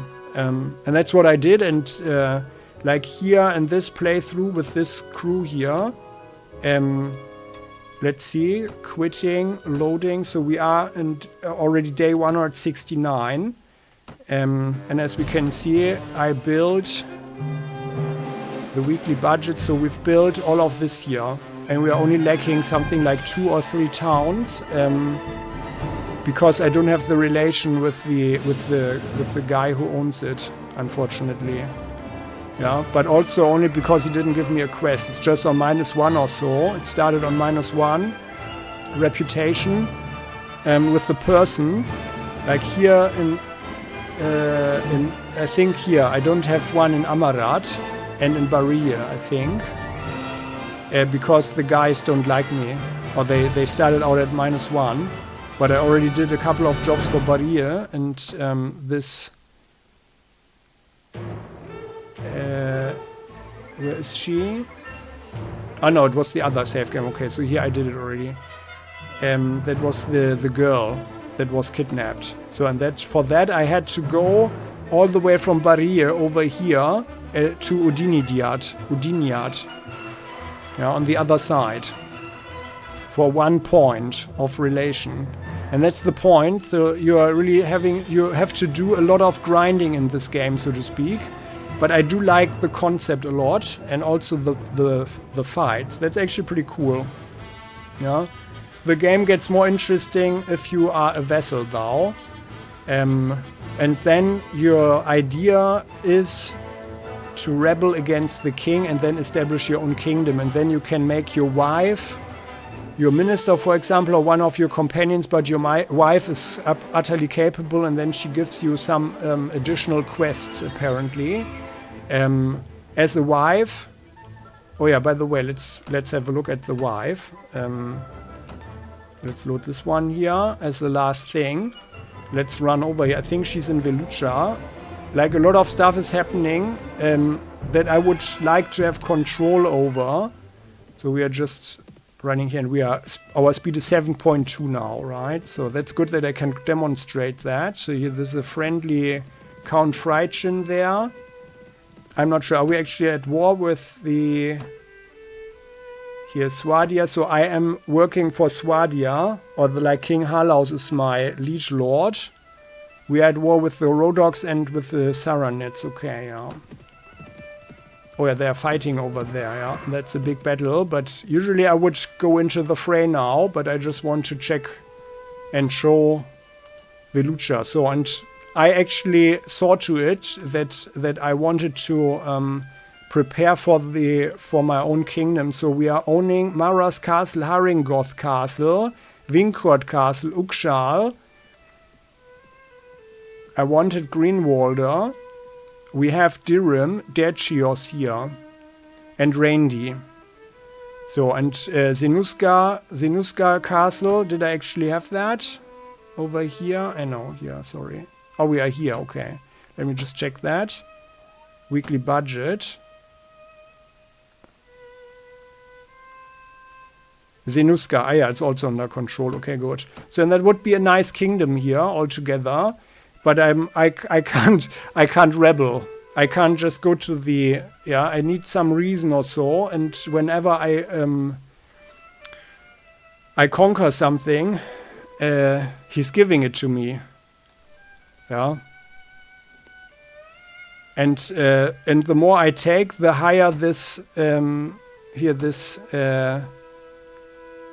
the tax inefficiency becomes, and that's driving me into bankruptcy. So, and I don't want to give it all away. I mean, I could do it in a way that that I tell the king, okay, I want to be released from the oath, but it took so long, you know. I've got 1,000 men in Ukshal, for example, or like here we are right now. We are already here, yeah. So 598 in Velucha. All of these guys here, like training them. It took so long. I just don't want to do that again. So, but let's go in here, and then we go to the castle. That's a nice castle there. Oh yeah, here, this is our fair wife, Lady Thera. Hello there. Yes, my husband? Well, and here, this is a thing. She gives some quests as well. Let us think of a way to improve our standing in this realm. You may be aware, my lord, of the quarrel between King Harlaus and Count Grainwood. So, and we can actually be a mediator, and we just need to talk to both of them, to the two people that have a problem with each other. I like that idea. Yeah. And then we get the Resolve Dispute quest. And that's the only quest here right now. That gives us, I think, honor. But I feel, you know, it's such a cool concept. But that's it. Like, we can't do anything else with our wife. Yeah. And, you know, I feel it's a wasted opportunity. Like, there could be some stuff, like she could also, just imagine, she would be kidnapped or something, and you would have to pay a ransom, or you can go and bring her out and, you know, make a real, make a real enemy of someone. And that's the problem with this complete sandbox thing. Yeah, but even in the sandbox game, I think it would have been possible to do that, like as a scripted thing or so. Like after maybe, like someone who would be in love with her, for example, or so. Yeah, just some stuff, and it doesn't happen. So, and it's a little bit too shallow for my taste, but at the same time, it's all a lot of fun as well.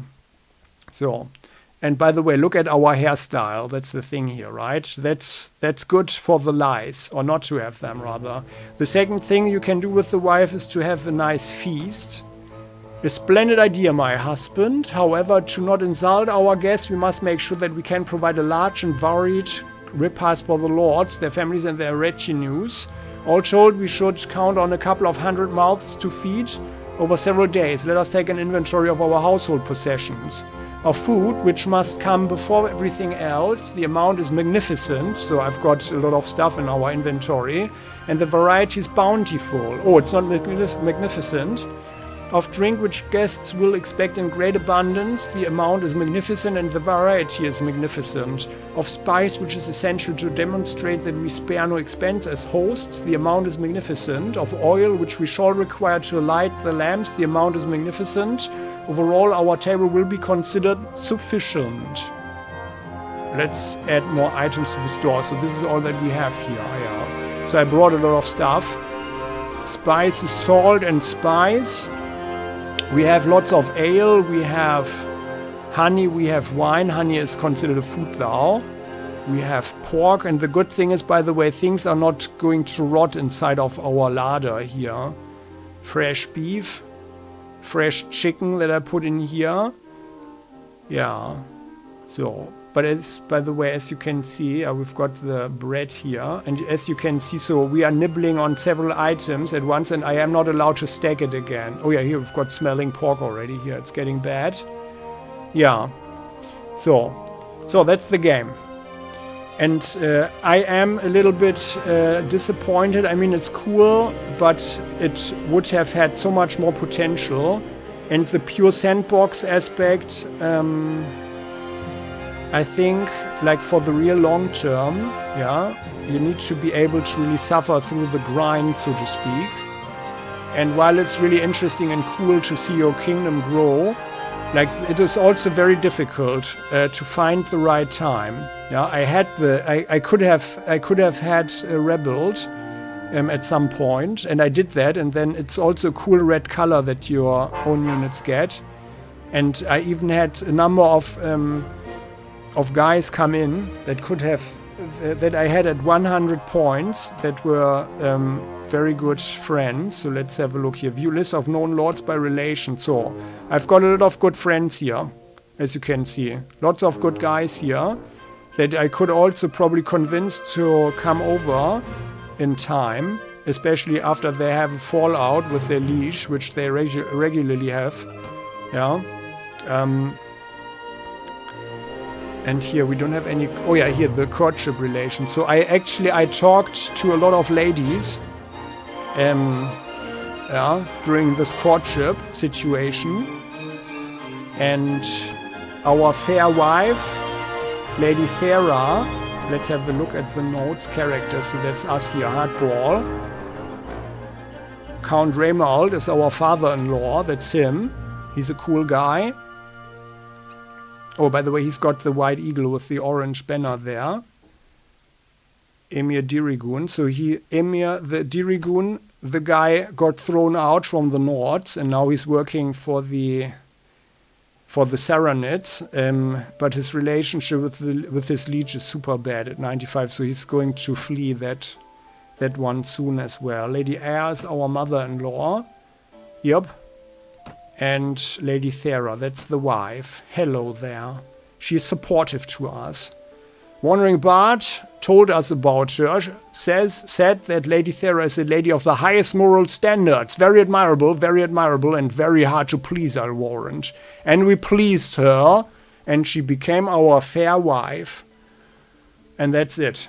So, yeah, lots of cool aspects, but I feel the game falls short of that. However, it has inspired numerous people, and that's where the mods come in. And I feel at this point I played the game enough. What I said before, like, it is a lot of fun, but at the same time it's one of those games where I do feel, you know, like there should have been more, and my time. I don't think I wasted the time, but it feels there should have been more, you know? You know what I mean? So it's a slight feeling of disappointment, yeah? I mean, the graphics are crude and everything, but the game concept is cool. And I think it would have been rather easy just to script some stuff. For example, that... or even during the wedding, the classic wedding crash, yeah? That someone comes in and says, okay, no, I want Lady Thera, and I'm going to duel this guy now. Or something like that. I mean, that happened during the courtship, actually, that you had to duel certain people who were also interested in the lady. So they would back down, and I did that with a number of ladies, actually. That's why we have this list here, and it took a while, you know.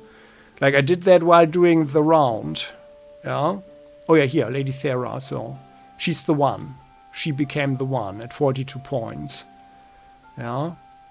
Lady Johanna could have been an alternative. Let's have a look at her. Now that this is also like Lady Johanna. Who was that? Oh yeah, she was also a nice one, yeah. But she only had one brother, Count Place. He's also a cool guy. He is devoted to us here. But you kind of... Oh well, no, actually he has several people here in the family. He's devoted. Boya Despin, he's also devoted. Lady Philena. Yeah, I mean the ladies and Lady Sonadel, that's his wife there. We can't do much with the ladies. So only if the Lord is getting captured by some faction during the wars or the skirmishes, there's this job to break them out of prison, which seems to be quite bugged, yeah. But I'm also, you know, I'm half grateful that the female character is bugged. I would have played this longer and checked it out, yeah. But here, the prison break, Jarl Gerlad and Gundur, it doesn't work, and now I'm not going to explore this further. I want to play the game modded, so. And I think I'm going to do this as a let's play, at least for a while. And you are heartily invited to share that, watch that, and share your thoughts and comment. And this is the end, so I feel, I mean, I haven't seen everything of the game, but it also doesn't happen so often that I am saying, okay, it's enough. Because this is also a game, and that's the bad aspect, it could go on forever, I guess. And then at the same time there are features here. Like, why can't I just give back one fief, for example? Yeah, I mean, if you are a king yourself, then you can talk to your minister and give the fiefs away. But right now I have, and that's one of the problems why I have this very high tax inefficiency. Oh no, crap, that was the wrong one, sorry. We need to go back to this other guy here. I wanted to rebel, but I can't rebel here. The tax inefficiency here. Yeah, one of the reasons is because the fiefs are so spread out, and I got 10 here, one village. And also, what is completely beyond me is that there are not more options to upgrade the villages. No? Like, for example, to build fortifications or something, or like a little wall or so. Yeah, I mean, you can build a mill. And by the way, let's run over there and let's have a look. So we're just running over there now. Where are we? Where are we actually? Ah, yeah, there. Okay. Ah, yeah, here. This way we have the follow cam. Okay. So, and by the way, here we see that we have a noble flag over us, right? And as the trader, we didn't have that right. So, which is one of the reasons. I mean, you can earn the right, of course, in time. But it's one of the reasons why it's actually a good idea to just start as a nobleman. It just saves you time. Otherwise, it's just grinding. Yeah. But my main tip is, if you want to play this game in vanilla and try it for yourself, and I don't say that you shouldn't, yeah, despite my criticism, then my tip would be not to become a vassal too early, and rather firstly do it as I did with the female character and build the real estate, or like these production facilities in the town, so you have a good income, and then the money is really rolling in by itself anyway, and that makes things way easier. And you also don't need to invest too much money into equipment early, but rather save it for your main hero, and get the lordly stuff. And oh god, oh, do I need to fight him now? Well, let's fight him then. Go in. So you guys, you're staying here. Let them come down the hill. That was actually a bit stupid, but well. So now we will see how I do it. So my tactic is to encircle them. Oh yeah, well, who's that? Oh yeah, fire at them. So what are they? Deserters, okay. So these guys are deserters. Well, that's actually bad because they have spears. There, got then that one in the head. So that's what I like about the couched. Yeah, they are all regular infantrymen. Okay, so now I would, they can't throw anything, that's good. Shooting that guy in the back. Riding around, shooting them in the back. And every shot that hits is also giving us, there, riding through them. And let's take the land. So they didn't set up their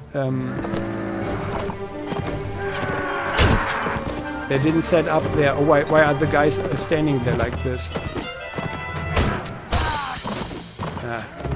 Ah, well then, everybody charge. Why are you guys standing there like this? Now let's have the Sword of War now. Gotcha. We need to be careful. I mean, despite having the super good armor,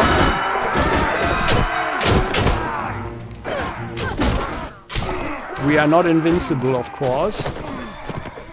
So we've got the slideshow again, yeah. But I don't want to end this right now. I mean, I could restart the game, of course, and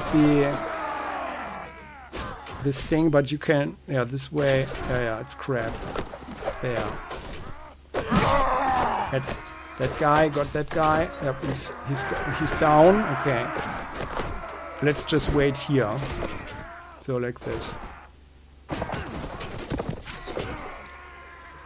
There. Let the army fight and our heroes, so like that. And then things will calm down. There. You can watch it. There you go. Now we've got, what do we have frame rate wise? 17 frame rates for FPS. No, that's not good. Yeah, okay, I need to end this video as well. It wasn't supposed to happen. I didn't watch, but that was one of the problems. Oh, by the way, there are a lot of people there. Oh, we've got one slave driver down who has been killed. But our heroes, they are doing it. Are you guys like... I mean, I could also shoot from up here, of course. Let's... Question is, who is actually friendly and who isn't?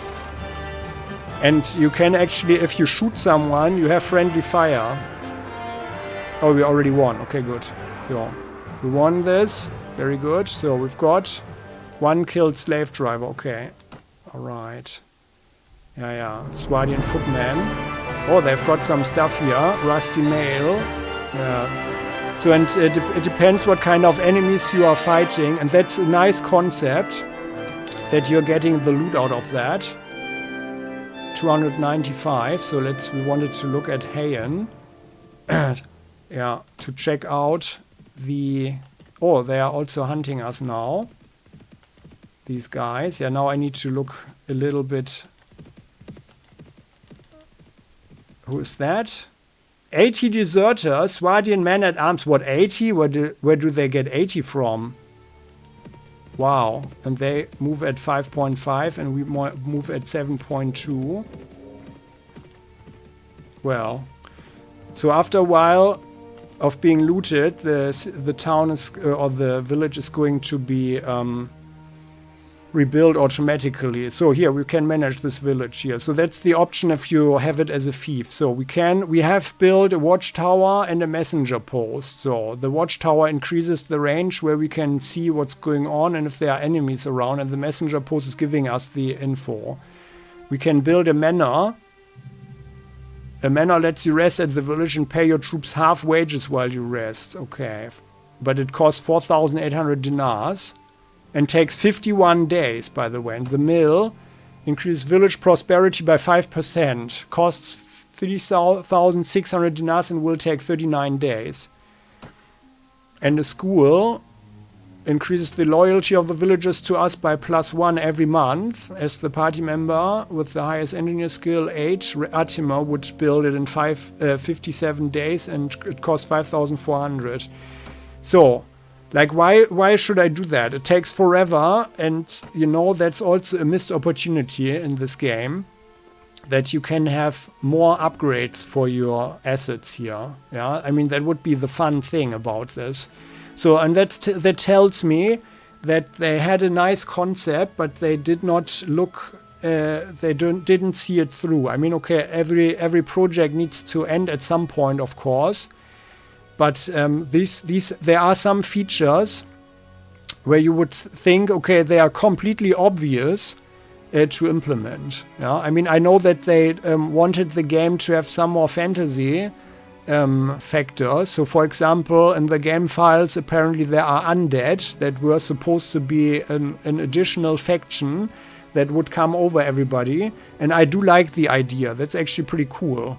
Yeah, that at some point maybe you should even rally everybody together to, you know, that would also be realistic, that you have some outer factor, but it wouldn't even need to be undead. Yeah, you can also just have a Mongol horde or something, yeah, like some other culture that comes in and tries to take over everything, and then the quarreling idiots here in this little country, they are bunching together, and once that danger is, you know, is neutralized, then they are restarting all their quarrels again, like the idiots that they are. Yeah? So that's the thing.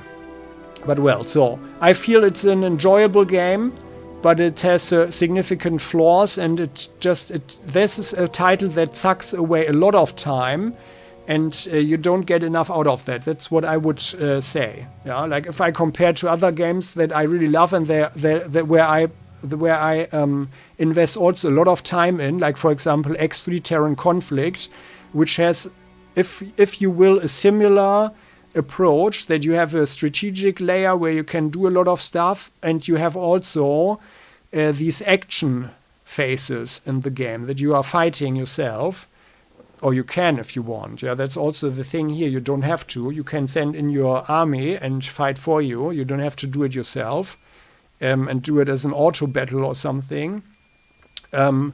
But that game, X3 Terran Conflict, there I really enjoy and love every minute that I'm doing it, despite some flaws as well. And here it's kind of fun, and I really love it as well. But it feels maybe also due to the bleak graphics, and with X3 Terran Conflict, at least you can look at the stars and enjoy that, and manage your assets while you are flying around.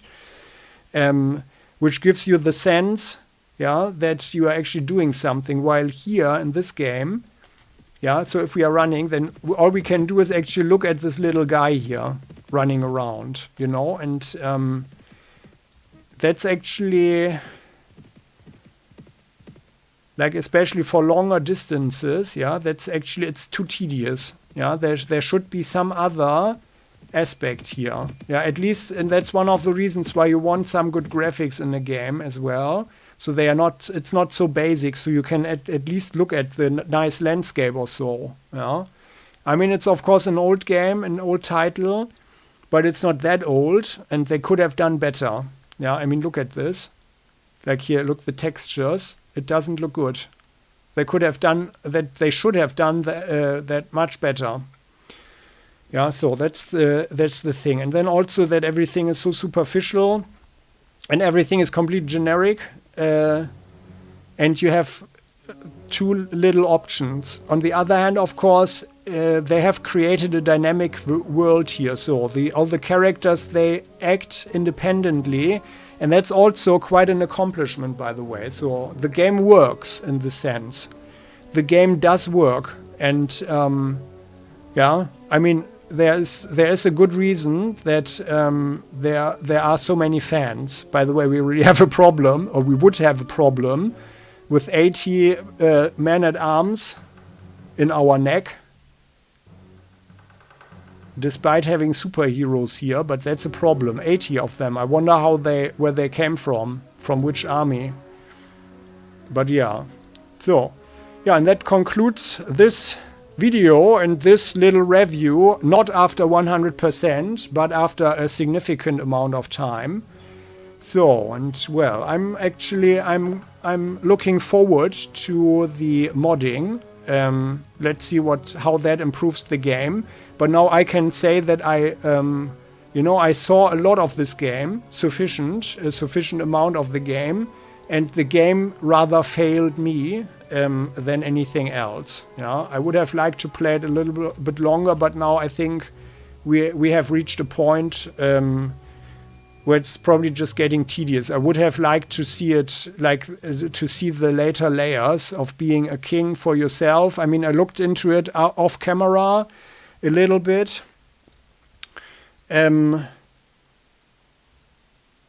But without knowing the game, so that's indeed rather bad game design, that without really extensively knowing the game, that you can't do certain things. I mean, I would have been willing to do it again, with the female character. That's why I actually had prepared everything. But it's also okay that I'm finishing now. Although I'm a bit disappointed about that. But on the other hand, there are other games that I should play more anyway than this year. But well. And I hear that Mount Blade II Bannerlord, the second game, seems to be better in some aspects. Let's see how that develops. So many thanks for watching. Hope you enjoyed this one and found it informative and educational and helpful if you're playing this game. If you have further tips and tricks, please share them with the community. Comment section is all yours. Many thanks for watching. See you next time. Bye-bye.